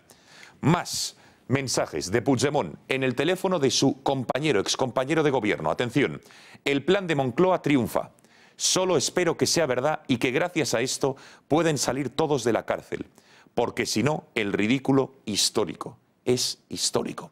Vamos a intentar desgranar qué es lo que dice aquí. Para empezar, hay algo que es obvio. El plan de Moncloa triunfa, dice el expresidente huido. ¿A qué plan se refiere? ¿De qué está hablando Carles Puigdemont? Solo espero que sea verdad, ese plan de Moncloa entendemos, y que gracias a esto, y aquí es otra de las palabras clave, gracias a esto entendemos que se refiere gracias al plan de Moncloa. Entendemos que es a lo que se está refiriendo. Puedan salir todos de la cárcel. Se refiere evidentemente, cuando habla de la prisión, los exconsejeros que están en prisión. Forn, Junqueras y también los Jordis. Jordi Cuixart y Jordi Sánchez, que como saben están en Soto del Real cumpliendo condena. Porque si no, el ridículo, dice Puigdemont, es histórico. Interesantes las reflexiones. ¿Qué plan de Moncloa? Y gracias a este plan puedan salir Junqueras and Company de la cárcel. Más mensajes. Interesante. Supongo, dice Puigdemont, que tienes claro que esto se ha terminado. Esto se ha terminado. Los nuestros nos han sacrificado, al menos a mí. Interesantísimo el esto se ha terminado. Esto entendemos que se refiere al proceso. Entendemos que se refiere a los 2 años y pico en el que ha estado sucediendo Artur Mas en la primera línea de la Generalitat de Cataluña con el proceso, y también esto probablemente se refiere a su investidura, fallida ayer, con los jueces, con la justicia, con todo un Estado acorralando a la persona que le ha desafiado. Nos han sacrificado, y esta palabra es fundamental, al menos a mí, dice Puigdemont. ¿Quién les ha sacrificado? Entendemos que cuando dicen no s'han se refiere a gente de su entorno, de los separatistas, de los independentistas, de Junts per Catalunya, del PDeCAT, de Esquerra Republicana, o por lo menos a mí, dice Puigdemont. Interesante, elementos para luego debatirlo en la mesa. Vosotros seréis consellers, espero y deseo, pero yo ya estoy sacrificado tal y como sugería Tardá. Vosotros seréis consellers, pero yo ya estoy sacrificado. Fundamental. ¿A qué se refería Tardá? Tenemos el corte en el que Joan Tardá, diputado de Esquerra Republicana, en unas declaraciones en La Vanguardia, era tan contundente al hablar así de Puigdemont. La prova que hem arribat molt lluny és que tenim presos. Vol dir que si és imprescindible tenir govern, si cal sacrificar el president Puigdemont, l'haurem de sacrificar. O no hi ha hagut patriotes al llarg de la història que s'han hagut de sacrificar per tal de poder anar avançant i continuar sent el que som? Si hay que sacrificar a Puigdemont, se le sacrifica. Y bien que lo sabía Puigdemont. Y por eso lo dice. No le debió sentar nada bien ese sacrificio que pedía Tardá. Más, ojo, hasta hace nada eran compañeros de gobierno, Esquerra y Junts per Catalunya. Y pretenden volver a serlo, Pero fíjense cómo están estas grietas. No sé lo que me queda de vida. Y aquí viene el Puigdemont, digamos, más íntimo, más profundo. Ya les hemos dicho en este programa que no lo está pasando nada bien. Que su estancia en Bruselas no está en la cárcel, pero sabe que la justicia le acorrala, sabe que no puede volver a España el resto de su vida, a no ser que rinda cuentas ante un juez. Por eso sabemos que Puigdemont lo está pasando mal. No sé lo que me queda de vida, espero que mucha, pero la dedicaré a poner en orden estos 2 años y a proteger mi reputación. Aquí habla, atención, de lo que le queda de vida, en tono un tanto victimista, habla en primera persona y después habla de su reputación, como diciendo que alguien la ha puesto en duda y está yendo contra él y que va a dedicar esos esfuerzos, como a continuación también añade que dice: me han hecho mucho daño con calumnias, rumores, mentiras, que he aguantado por un objetivo común. Esto ahora ha caducado y me tocará dedicar mi vida a la defensa propia, a su propia defensa. Atención, porque reconoce el mucho daño que le han causado, la situación, haber sido presidente, y luego habla, entiendo yo, a ver qué es lo que interpretan nuestros analistas, de las calumnias, los rumores y las mentiras, la campaña que según Puigdemont se ha orquestado contra su persona. Interesantísimo, como les decía, estos SMS que se han interceptado de alguna manera las cámaras, y la primera pregunta es obligada a los miembros de la mesa. Grabaciones de Telecinco, insisto, al consejero cuando estaba mirando su teléfono móvil en un acto lleno de periodistas, se pone a mirar mensajes de Puigdemont sabiendo que tiene innumerables cámaras y fotógrafos detrás. ¿Es intencionado o es que, y perdón por la expresión, es un pardillo y ha dejado que le grabasen? Yo creo que es irrelevante. No es irrelevante. Sí, la verdad, para mí sí, te voy a decir por qué. Porque si lo ha hecho conscientemente para poner de manifiesto que hay una división en el independentismo y que dan por amortizado a Puigdemont, pues perfecto, pero es que en realidad eso es lo que todos sabíamos ya que estaba sucediendo, ¿no? Yo diría más allá, desde el momento en el que Junts pel Sí desaparece y se presenta en 2 candidaturas individuales, obviamente hay una fractura en el independentismo. Por muchos motivos, ¿no? Porque al final lo que quieren es el poder. Lo que quieren es el poder y cada uno presenta a su candidato y quieren ganar las elecciones y ser ellos los que dirijan el cotarro, ¿no? Con la excusa del independentismo de fondo, que es lo que les ha unido, pero con el poder como principal objetivo, y los dos luchan por él. Si no hubieran ido en una candidatura conjunta, porque si el bien supremo a proteger es la independencia, ¿qué problema hay en ir en una candidatura conjunta? La prueba evidente es que no fueron en una candidatura conjunta, con lo cual la división en el independentismo era evidente que estaba ahí. El problema aquí es que ¿quién tira la primera piedra? ¿Quién se arriesga a ser acusado de traidor a la causa, que llevan años vendiéndonos como el objetivo supremo, cuando vemos que no lo es, insisto, porque lo que se trata aquí es de conseguir el poder? Y ese era el problema, ¿no? Al final es verdad, Puigdemont se ha convertido en un estorbo, de alguna manera ya lo decía Tardá, al que se le quiere escuchar, pues más o menos lo está reconociendo. Un problema para algunos de los suyos, sobre todo para Esquerra Republicana, que lo ve como un rival. Porque no hay que olvidarse de una cosa, es que Esquerra Republicana y lo que era la antigua Convergencia son como el agua y el aceite. Es decir, es como si aquí gobierna el Partido Popular con Izquierda Unida o con Podemos. Sí, sí, es una distancia, un abismo ideológico brutal, que solo tiene ese nexo común que es inventado más o menos de la independencia, pero que a la hora de la verdad solamente se sustancia en el poder. Por eso da igual, o sea, la división estaba clara.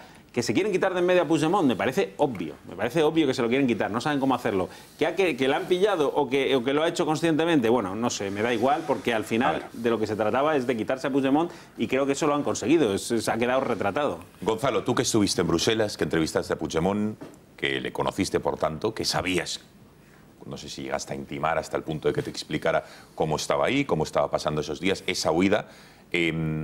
No sé si te parece que para mí sí que es importante, si esto ha sido, digamos, a traición, si estaban conchavados y después el análisis de los mismos, claro.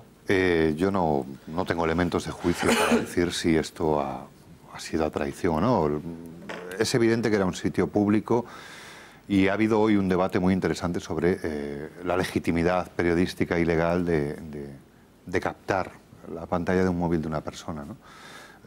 Yo con todos los expertos que he hablado, todos llegan a la conclusión de que si Comín, como tiene previsto, plantea una querella contra Telecinco, lo va a tener muy complicado porque lo que le va a decir el juez es, oiga, es que usted estaba en un sitio público, rodeado de cámaras y usted debería tener la cautela suficiente para que esto no sucediera y en las imágenes se ve pues, que prácticamente facilita el plano. No me atrevo a decir si hay una intencionalidad por parte de Comín, pero lo que a mí sí me consta y es por...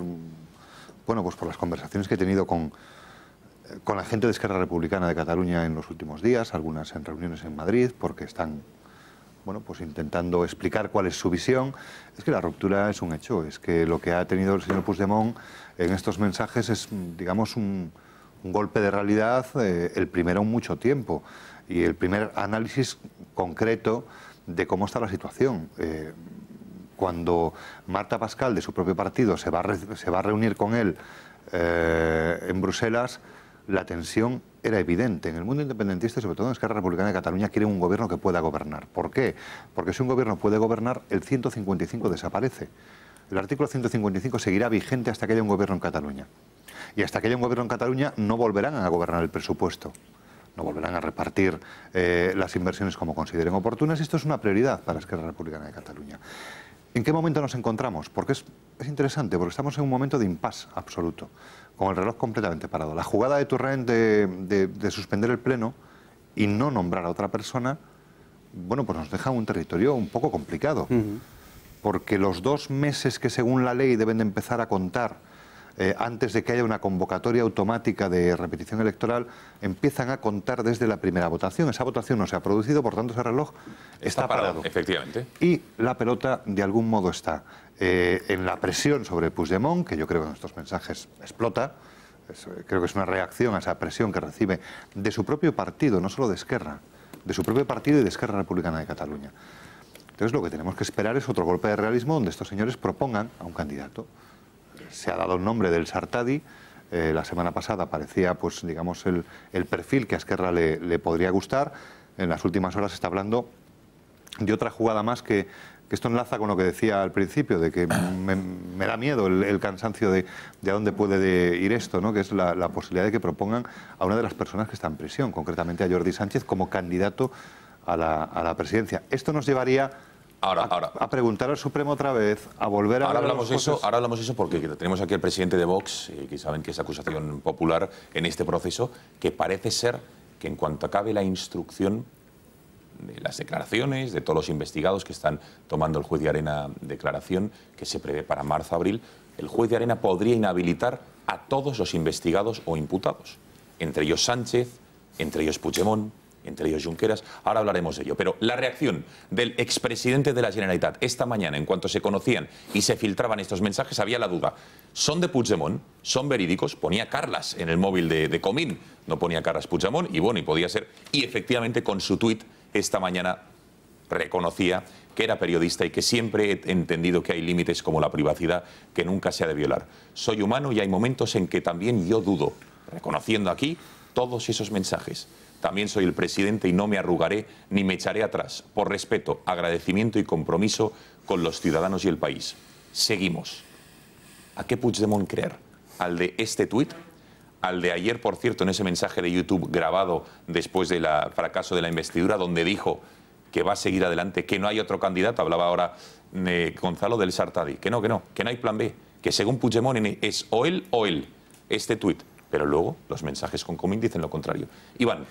Bueno, pues se puede creer a los dos. Él es un superviviente, es un malabarista que lo lleva haciendo 3 meses. O sea, tampoco hay por qué fiabilidad tiene la palabra de Puigdemont. Para mí ninguna. Pero bueno, a mí este ejercicio de análisis de texto que se está haciendo aquí esta noche me parece del mayor interés. Y entonces yo me he quedado con un trocito de los mensajes, y es el plan de Moncloa. Eso es. Claro, a mí eso me llama muchísimo la atención. ¿Por qué? Pues porque al plan de Moncloa se le ha alabado desde unas posturas, pero también se le ha criticado muchísimo. ¿En qué sentido? La crítica más potente que yo creo que se le ha hecho es dejar escapar a Puigdemont de España, con unos servicios de inteligencia que teóricamente tendrían que haberlo tenido más o menos controlado. Pero un momento, Iván, entonces, ¿el plan de Moncloa qué es? Lo digo porque es toda la concatenación de hechos desde los últimos meses, ¿o es algo concreto de a día de hoy? Ahí voy. Con los datos de los que disponemos y retrospectivamente se pueden reconstruir esos planes. Un plan podría haber sido el siguiente. Simplemente es una hipótesis. Dice, el plan de Moncloa triunfa, solo espero que sea verdad y que gracias a esto, es decir, al plan de Moncloa, puedan salir de la cárcel. Claro. ¿Qué plan es ese? Bueno, pues un plan podría haber sido... Podría, y digo, yo no ceno con Rajoy ni tengo ningún contacto con el CNI, pero podría haber sido dejar que se escape Puigdemont, sabiendo que tenía esa especie de querencia porque ya en el pasado lo hizo, atrapar a los otros, están en Chirona todos, y dejar que las luchas intestinas que todos sabíamos que iban a aflorar, como decíais antes, es decir, es el 3% frente a Esquerra Republicana. ¿Qué les une? La hispanofobia, el proyecto rupturista, la secesión, perfecto. Pero ¿quién es el macho alfa de todo esto? Hasta el momento se ha jugado, o ha jugado precisamente Puigdemont a serlo, pero ha llegado el momento en el cual él tiene que personarse aquí y eso no está dispuesto a hacerlo. Por lo tanto, el haber, insisto, eso es una hipótesis, haberle dejado escapar permitiría neutralizarlo, que se desgaste con el paso del tiempo. Y como yo sí que soy muy receloso de los partidos que se dicen nacionales, porque he visto que llevan negociando y conchavados con los nacionalistas toda la democracia, pues buscar otra salida para que efectivamente, como se ha dicho al otro extremo de la mesa, pueda constituirse un gobierno y continuar con este proceso de descomposición nacional mínimamente controlada, con pactos como el que pudiera darse con la suma, si no me equivoco, de ERC, un posible Junqueras rehabilitado de algún modo o un hombre sustitutivo del mismo, PSC, que siempre ha bailado además hay que decirlo con retranca, con quien le ha interesado, y los comunes, que por el lado precisamente de lo social, pues podrían aglutinarse en una especie de reedición tripartito que de algún modo pudiera desbloquear la situación. Esta es una hipótesis. Bien. Santiago Abascal, ¿qué plan es este de Moncloa? Pues es lo que yo me estaba preguntando. Es la parte más interesante de todos los mensajes. Claro. ¿Cómo se sienta Puigdemont? ¿O cuáles sean las peleas internas dentro del separatismo? El hemos fracasado, o a ver si lo podemos ver a la literalidad para no inventarme nada, pero también es interesante ese reconocimiento de que han perdido. Sí, pero bueno, yo entiendo que a ti te resulte interesante. Para mí es evidente que de alguna manera han perdido después de dar un golpe de Estado, no lo han conseguido, y a pesar de que la respuesta del Estado ha sido mucho más débil de lo que debía haber sido con la ley en la mano y de lo que la mayoría de los españoles querían, ¿no? A mí lo verdaderamente relevante es saber qué quiere decir con el plan de Moncloa. De hecho, nosotros vamos a pedir al juez Llarena que solicite la incorporación a la causa de los mensajes de Puigdemont, para que se investigue esto con exactitud. Es decir, ahora, si se están peleando o no, a mí me importa poco. Me importa que se ha dado un golpe de Estado y queremos saber quiénes han dado el golpe de Estado, qué tipo de delitos han cometido y quién ha facilitado de alguna manera que este golpe de Estado se perpetrase. Es decir, quiénes son los culpables de los delitos de rebelión, de sedición, de malversación de caudales públicos, entre otros, y quiénes han cometido dejación de funciones o han sido cómplices de alguna manera. Decía Puigdemont, y esto sí que era interesante, ¿no? que va a tener que dedicar el tiempo que le quede de vida, que no sabemos cuánto le queda, ojalá sea mucho, a defenderse. Pues mira, yo confío en que lo que le queda de vida... Pero ojo, defenderse de calumnias. Sí, no ante la justicia, de calumnias y de una campaña hablado. A mí me ha parecido que amenaza con un libro, ¿no? Confío en que va a tener mucho tiempo para escribir un libro. Sí, esa es la confianza que yo tengo, francamente, porque con los delitos que ha cometido, lo lógico es que pase en prisión casi el resto de su vida. Pero amenaza con unas memorias que sean jugosísimas. No tendrá que vivir en Rumanía o en algún sitio, pero si vuelve... Bueno, en Rumanía podría porque tiene a los suegros allí. Claro, pero... si lo planteo... Y señora Abascal, ¿y si no le indultan? Bueno, no van a poder indultarle porque no lo va a permitir la sociedad española. Hombre. es que no van a poder hacerlo, por mucho que haya esas pretensiones. Pero si incluso Iceta, cuando lo insinuó, tuvo que rectificar prácticamente de manera inmediata. Yo estoy convencido de que eso no va a ocurrir. Y probablemente le pasase factura en la campaña. Muy harta de que los políticos no paguen por los delitos que han cometido, sean de corrupción económica o esto, que es además de corrupción económica, otro tipo de corrupción, ¿no? Entonces, ¿cuál es el plan de Moncloa? Bueno, pues yo también tengo mis hipótesis. Aquí parece que al principio Puigdemont hacía una declaración de independencia, pero que la suspendía. A la vez, el presidente del Gobierno hace una declaración del artículo 155 y lo suspende en la misma frase, convocando unas elecciones que mucha gente no comprendió. Y se ha estado hablando también de una posible reforma constitucional.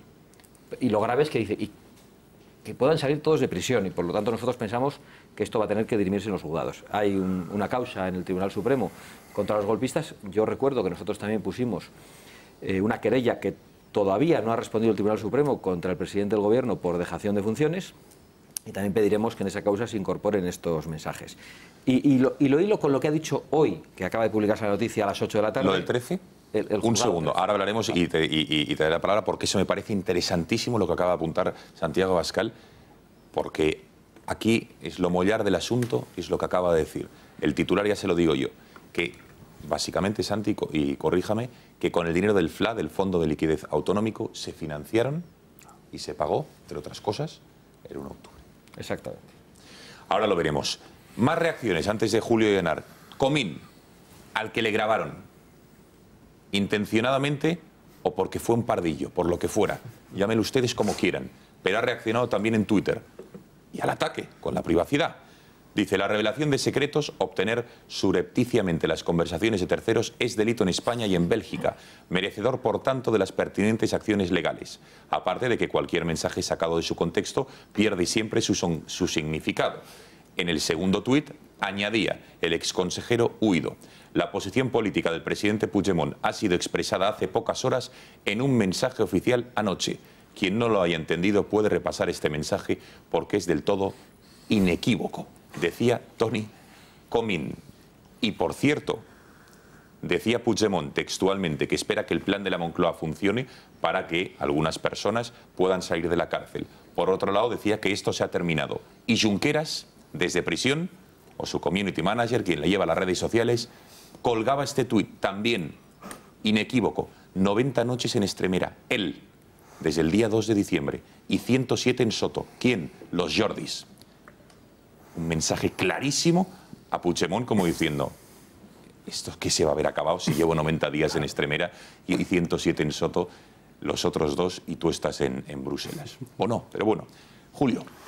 A ver, yo creo que aquí hay varias cosas que se han tratado que son bastante interesantes. Por un lado, refiriéndonos a lo último que ha puesto Comín en redes sociales, diciendo que los mensajes se pueden malinterpretar el contexto.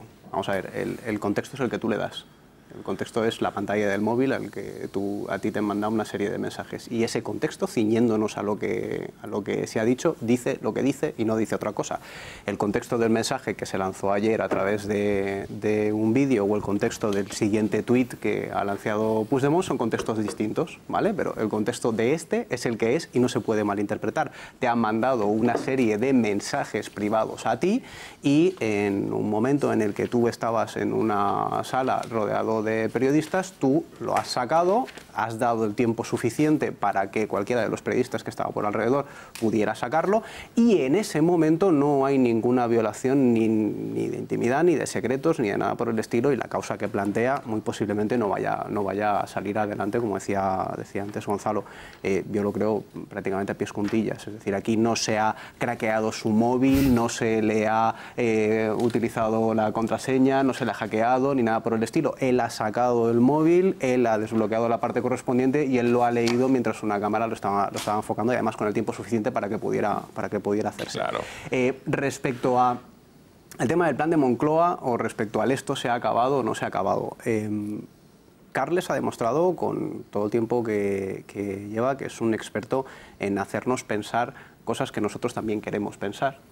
¿vale? Y luego hacer completamente lo distinto o opinar completamente lo distinto. El plan de Moncloa es lo que lleva proponiendo por parte del independentismo, lo que se lleva diciendo desde antes de las elecciones, desde antes del 155, que Moncloa, ese ente malo que quiere acabar con Cataluña y quiere acabar con el independentismo, tiene una serie de acciones que van abocadas a su exterminación ideológica prácticamente completa. Entonces el plan de Moncloa es cualquier cosa que queramos conseguir o cualquier cosa que podamos meter ahí. Le sirve como una especie de cajón desastre para echar las culpas hacia el gobierno popular, hacia la oposición, hacia el españolismo, hacia cualquier cosa que quiera acabar con ese deseo democrático de convertirse en una nación independiente y una nación con Estado. Y respecto al esto se ha acabado, las dudas que podemos tener es si por el esto se refiere realmente a su investidura o si realmente ahí hay una intención de que con lo que se ha acabado es con el tema del proceso. Yo creo que no, yo creo que nos queda bastante proceso por el camino. Desde su perspectiva, se acaba lo suyo, esto se ha acabado, claro, porque es lo que le afecta. Claro, se acaba lo mío, se me acaba mi proceso, no el proceso. ¿Qué dice el Código Penal? Lo digo porque evidentemente hemos hablado con penalistas y dicen que el Código Penal es clarísimo. En el artículo 197.1 efectivamente dice: el que para descubrir los secretos o vulnerar la intimidad de otro, sin su consentimiento, se apodere, y fíjense en el verbo, fundamental, apoderar, de sus papeles, cartas, mensajes de correo electrónico, mails, mensajes, entiendo yo, o cualquier otro documento de efecto personal, intercepte esas telecomunicaciones o utilice artificios técnicos de escucha, transmisión, grabación o reproducción del sonido. Es decir, quien se apodere de algo. Y aquí en este caso, si tú lo estás enseñando a sabiendas de que hay cámaras, de que hay fotógrafos, es que el contexto es no hay delito. Quiero decir, esto mismo sucede en el despacho de Comín y es un delito de 1 a 4 años del Código Penal del 197 sin género de dudas. El contexto de un acto público con cámaras es lo que hace que tenga muy complicado que su querella salga adelante. Yo quería pararme en un detalle sobre la investidura y la decisión de Torrent el otro día de aplazarla. Ese día Torrent nos convoca a los periodistas a una comparecencia a las 9:45, si no recuerdo mal, a la que llega 10 minutos tarde. Llega 10 minutos tarde porque desde las 8 de la mañana hasta las 9:30 Roger Torrent está llamando a Puigdemont. 5 llamadas que Puigdemont no contesta en ningún momento. Y luego explican que no las contesta porque no conoce el teléfono del presidente. Número oculto. Porque no conoce el teléfono del presidente del Parlamento. Quiero decir, ahí yo creo que esto es un poco la guinda de un proceso de aislamiento de Puigdemont de todo, prácticamente ya. Y de su partido, de su mundo, del independentismo. Entonces creo que todo esto responde a que se ha quedado completamente solo. Y ahora simplemente tienen que... el siguiente paso es como... No sé en qué medida estos mensajes van a afectar en la resolución del conflicto. Como dicen, bueno, de acuerdo, nos habéis pillado, esto no puede ser, el candidato será fulano o mengano, ¿no? Y luego, sobre el plan de Moncloa, creo que hay que analizar también los errores en las inscripciones. Yo creo que él quiere decir el deseo de Moncloa, porque da a entender que hay un plan de Moncloa que tiene una contraprestación, salvo que lo tenga, salvo que sea una cuestión de su imaginario. Vamos, yo me puedo equivocar, pero por las fuentes que tengo en el mundo cercano a Puigdemont y en el mundo cercano a Moncloa, no hay interlocución. Claro. Puigdemont no habla prácticamente ya ni con su partido, quiero decir, tiene... su tiempo en Bruselas le ha alejado incluso del designio del futuro, ¿no? Y hay otra parte, y acabo ya con esto, cuando dice lo de vosotros seréis consellers. Error, no es cierto. Esto Puigdemont tampoco lo sabe. La decisión que está tomada es que las caras y los consellers van a ser nuevos. En Esquerra Republicana y en el PDeCAT, Marta Pascal... ¿Quién ha tomado esa decisión? Bueno, si no se ponen de acuerdo... Tiene las esperanzas en Cataluña, Esquerra y PDeCAT, lo que están hablando entre ellos, porque Puigdemont ya se concibe como un partido al margen, como si hubiera un tercer partido independentista con sede en Bruselas, con el que, bueno, más o menos se van entendiendo de cara afuera o simulan un entendimiento, pero con el que no hay una interlocución. Esquerra y el PDeCAT quieren nuevas caras. No estoy de acuerdo contigo, ¿no? Por supuesto. Un segundo, que es que el tiempo avanza y son muchos los asuntos que quiero abordar. Santiago Abascal, 2 noticias importantes a nivel de tribunales que pueden marcar sin lugar a dudas el proceso. Hoy el Independiente decía que en cuanto acabe el juez de Arena la instrucción de este caso, del proceso independentista, es decir, aproximadamente dentro de 2 meses, procederá a la inhabilitación de todos los que están investigados e imputados, ya estén en libertad condicional o no, o estén en la cárcel. Y ahí están todos los exconsejeros, está Junqueras, está Jordi Sánchez, está Carles Puigdemont, está Toni Comín, 5 personas que a día de hoy son diputados y procederá a su inhabilitación. ¿Esto es cierto? Sí, nuestro departamento jurídico dice que cuando un cargo público cumple los siguientes requisitos, que son los de estar acusado de terrorismo o rebelión, entre otros, y hay un auto de procesamiento firme y además hay prisión provisional, automáticamente está inhabilitado para cargo público. Eso es lo que dice la ley de enjuiciamiento criminal. Con lo cual, por lo tanto, quedarían inhabilitados. Si se le inhabilita, antes lo decía Gonzalo, que un plan B dentro del PDeCAT sería Jordi Sánchez, el expresidente de la ANC, como presidente, como candidato a la Generalitat. Si es inhabilitado, no hay plan B. Si Puigdemont es inhabilitado, no hay plan A. Ahí es interesante las noticias judiciales que pueden llegar y marcar sin lugar a dudas la agenda política. La segunda, Santiago, el juzgado de instrucción número 13 de Barcelona, donde empezó todo, recuerdan el Contigo empezó todo, pues en enero del año pasado empieza todas estas investigaciones como consecuencia de una querella de Vox, una demanda también de Miguel Durán, y esta querella fundamental de Vox, que hoy, un año después, el juez dice que la campaña independentista, que el 1 de octubre se financió con dinero del Fondo de Liquidez Autonómico. Bueno, eso ha dicho, lo acabo de ver en las noticias, y decía que el proceso se financió a cargo directamente de créditos del Fondo de Liquidez Autonómica, que no tuvieron ningún escrúpulo en hacerlo, y el gobierno, francamente, pues estuvo, por decirlo muy suavemente, absolutamente despistado y alejado del deber de vigilar la perpetración de un golpe de Estado, ¿no?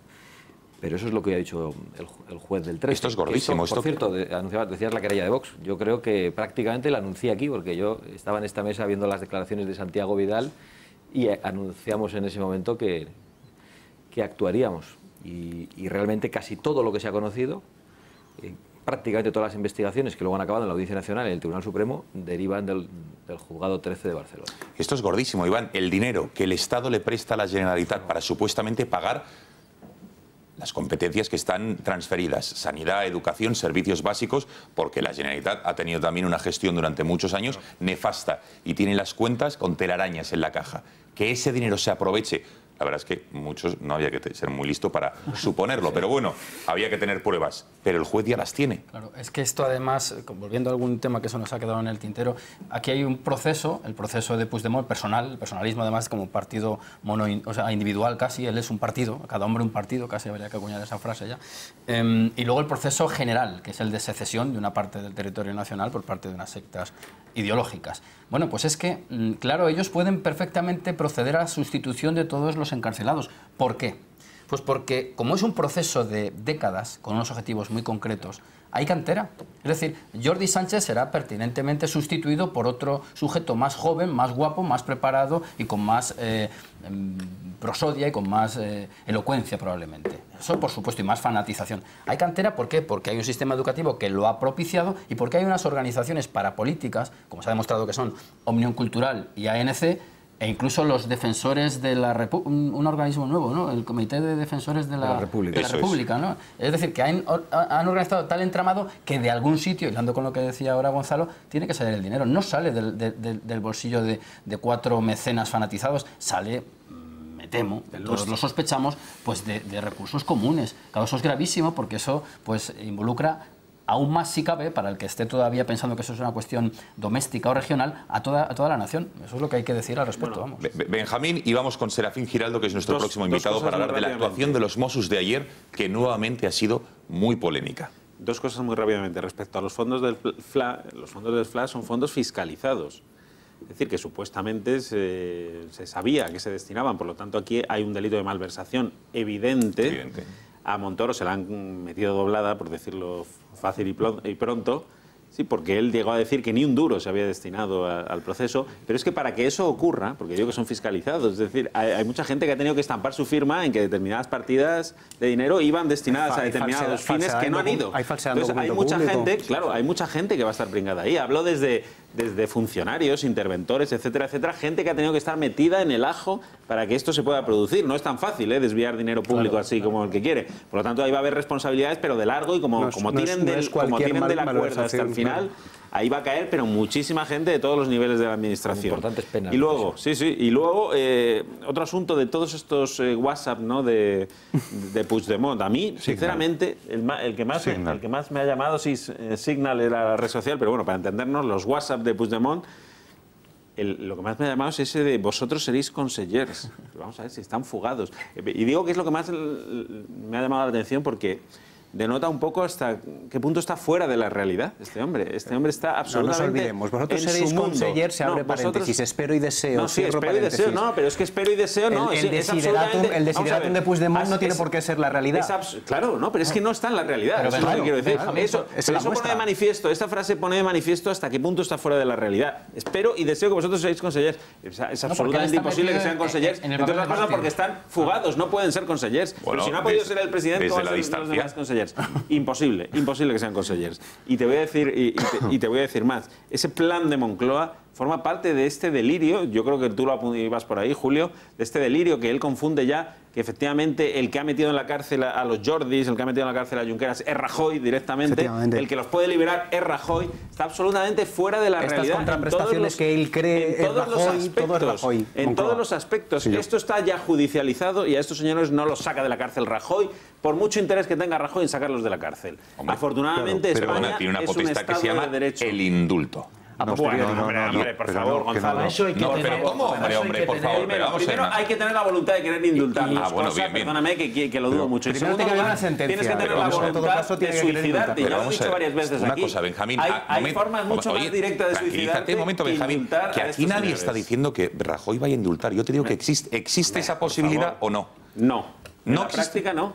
Perdona, ¿tiene la potestad el presidente del gobierno del Reino de España de indultar a un condenado? Punto final, ya está. Lo puede hacer Rajoy, ya veremos. Y a Otegui y a... Bueno, fenomenal.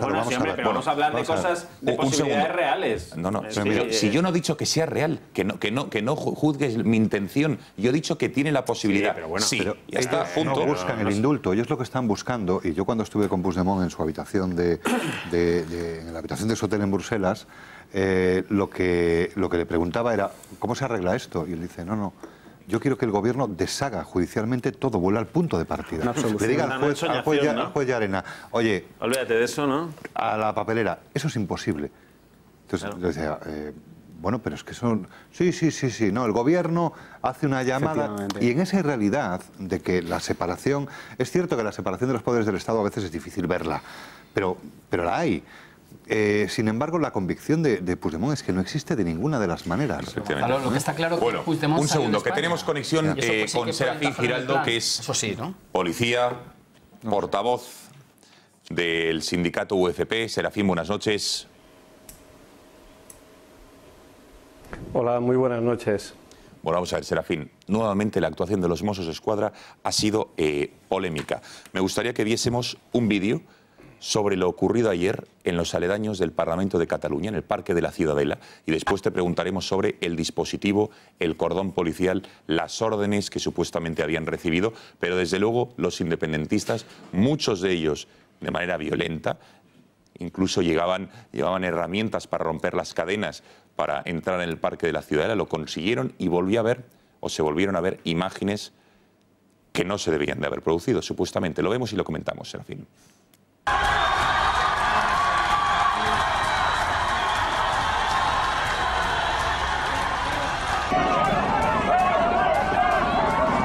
No puc sortir.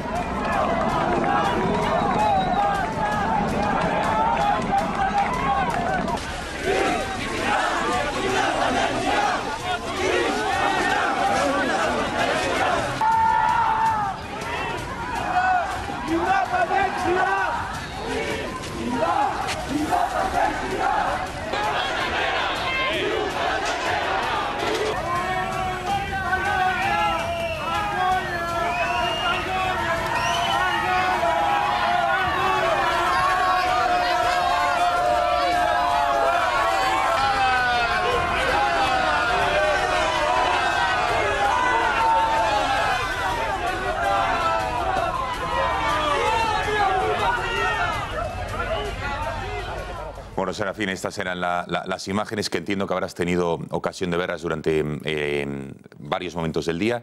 ¿Qué te pareció ayer la actuación de los Mossos y el dispositivo que se había puesto en marcha para un día en el que se preveía que iba a suceder lo que finalmente sucedió?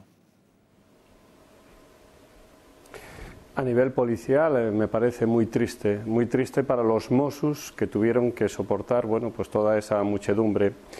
Y luego, a nivel un poco más profundo en cuanto al operativo, sí que quisiera decir la mala planificación, y esto no son los Mossos los que estaban allí precisamente, bueno, tratando de mantener el orden público, sino sus superiores los que realizaron desde mi punto de vista mal el operativo. Un operativo policial de este tipo no es algo que se hace al azar, depende de varios factores, fundamentalmente dos. Uno es la información que se tenga, la información que capta precisamente las brigadas de información a través de redes sociales o a través, bueno, de otros mecanismos para captar la información de lo que va a pasar. Y en segundo lugar, como factor para determinar o para imponer, para tratar de establecer un operativo policial, bueno, pues son los precedentes que tienes. En este caso la información era evidente. El Comité de Defensa para la República había anunciado a través de redes sociales, no hace falta ser de la Brigada de Información para conocerlo, precisamente que se iba a realizar, bueno, pues esta especie de protesta, por llamarlo de alguna manera, apoyada por Unión Cultural y ANC. Con lo cual el operativo tenía que haber sido mucho más numeroso. El operativo en este caso solo eran 6 furgonetas, más o menos unos 50 hombres. 50 hombres además que tenían las órdenes de no actuar, tampoco entiendo por qué. Porque esto habría que preguntarlo a sus superiores jerárquicos, no a los que estaban allí. Vamos a ver, Serafín, que para que me quede claro, es un problema de previsión, de organización, de dotación de policías, en este caso de Mossos d'Esquadra, en fin, de órdenes directas de cómo repeler los ataques, provocaciones o invasiones, en este caso, de lo que son el Parque de la Ciudadela. Con lo cual, esto tiene un responsable claro, que son los superiores de los Mossos, ¿no? Efectivamente, y así además lo han estado diciendo a través de redes sociales. Yo estoy en contacto con algunos Mossos, la verdad es que están bastante apenados por lo que ha pasado y han sentido, y lo digo así, han sentido vergüenza de la actuación llevada a cabo, pues prácticamente eran inoperantes. Fíjese usted que ni más ni menos se estaba tratando de salvaguardar un Parlamento, un órgano de decisión, el máximo órgano de decisión político, y no se pudo evitar que una muchedumbre entrara prácticamente hasta las puertas del mismo, con lo cual la responsabilidad, podemos ver las imágenes, pero de verdad la responsabilidad tiene que ser grave Bien, para quien dispuso este operativo y para quien emitió las órdenes de no actuar. Pero entonces, Serafín, perdona la pregunta, si el 1 de octubre el operativo, el dispositivo y la actuación de los Mossos obedeció innegablemente a unas indicaciones políticas del independentismo, y todos lo sabemos, a día de hoy los Mossos, supuestamente intervenidos por el 155, ¿de quién dependen? ¿Quién da las órdenes? Porque la Consejería del Interior está supervisada, intervenida por el Ministerio del Interior, con lo cual, si vamos subiendo en la cadena de mandos, ¿llegamos al Gobierno de España o me equivoco?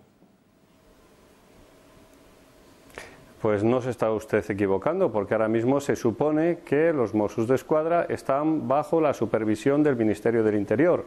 Había que preguntarse los cambios operativos que ha hecho el Ministerio del Interior dentro de los Mossos d'Esquadra, pero prácticamente esta actuación viene a repetirse, desde mi punto de vista, por supuesto, a lo que pasó en el 1 de octubre. Mire, yo le voy a poner un ejemplo sencillo. El 15M pues, hubo convocatorias para rodear el Congreso y efectivamente se rodeó donde quiso la Policía Nacional, donde estableció el cordón la Policía Nacional. Ahora es lo mismo, rodea el Parlamento, pero es que lo rodearon precisamente donde querían los manifestantes. Esta es la diferencia fundamental y aquí ha fallado la previsión, y lo digo así de rotundamente.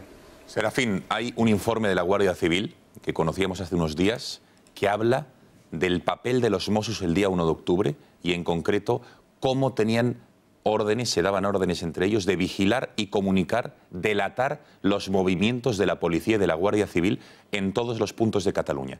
Hacemos nada, minuto y medio de publicidad y regresamos para preguntarte tu opinión sobre este auténtico escandalazo. Hasta ahora.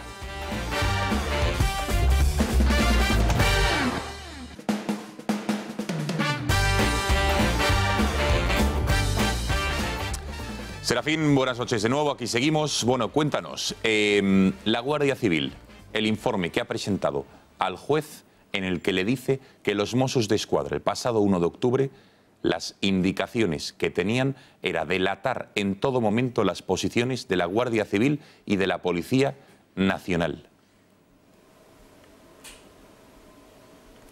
Bueno, la actuación en el 1 de octubre de los Mossos d'Esquadra y sobre todo, no de los Mossos, yo no quiero acusar al cuerpo de Mossos d'Esquadra, faltaría más, sino a los dirigentes políticos de los Mossos d'Esquadra, que son los que dan las órdenes.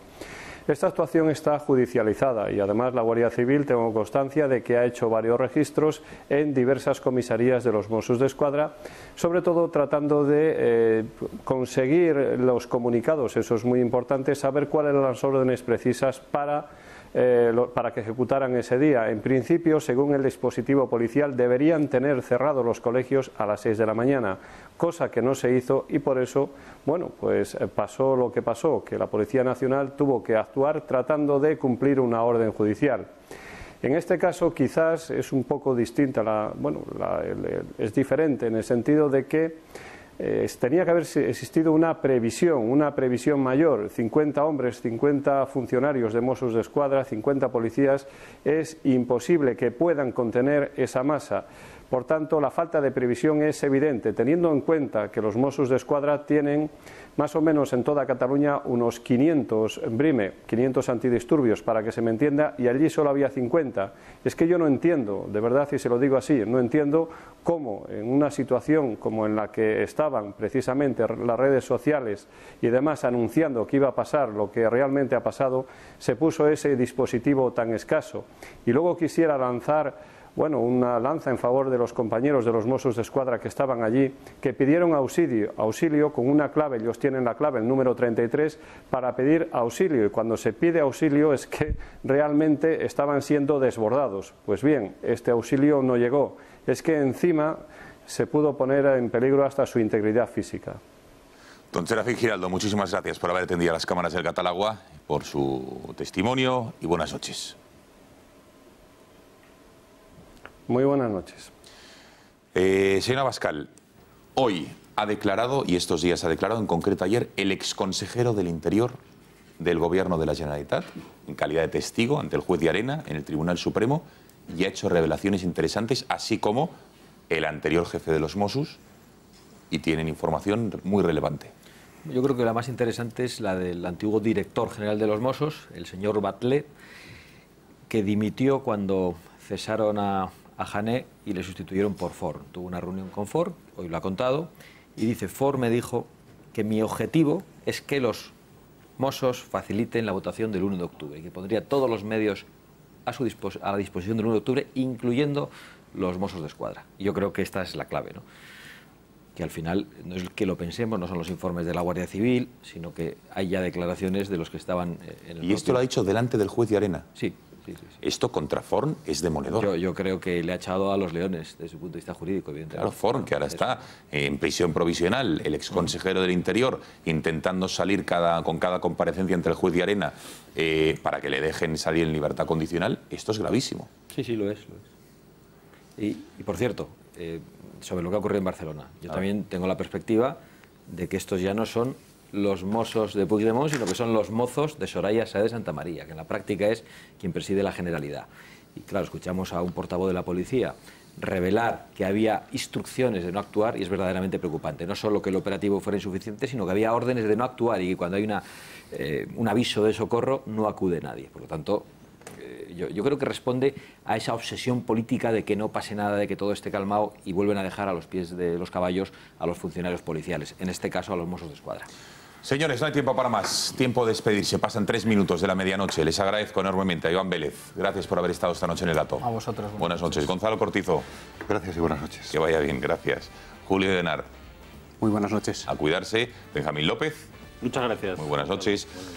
Santiago Abascal, muchísimas gracias por haber estado aquí. A todos ustedes, muchísimas gracias por su confianza, por haber confiado en el Catalagua para entretenerse e informarse. Saben que volvemos mañana puntualmente a las 10 y pueden seguir informados, como no, en lagaceta.es y suscribirse, si así lo desean, de manera gratuita a su boletín, boletín.gaceta.es, y recibir todos los días el mejor resumen de las mejores noticias del día.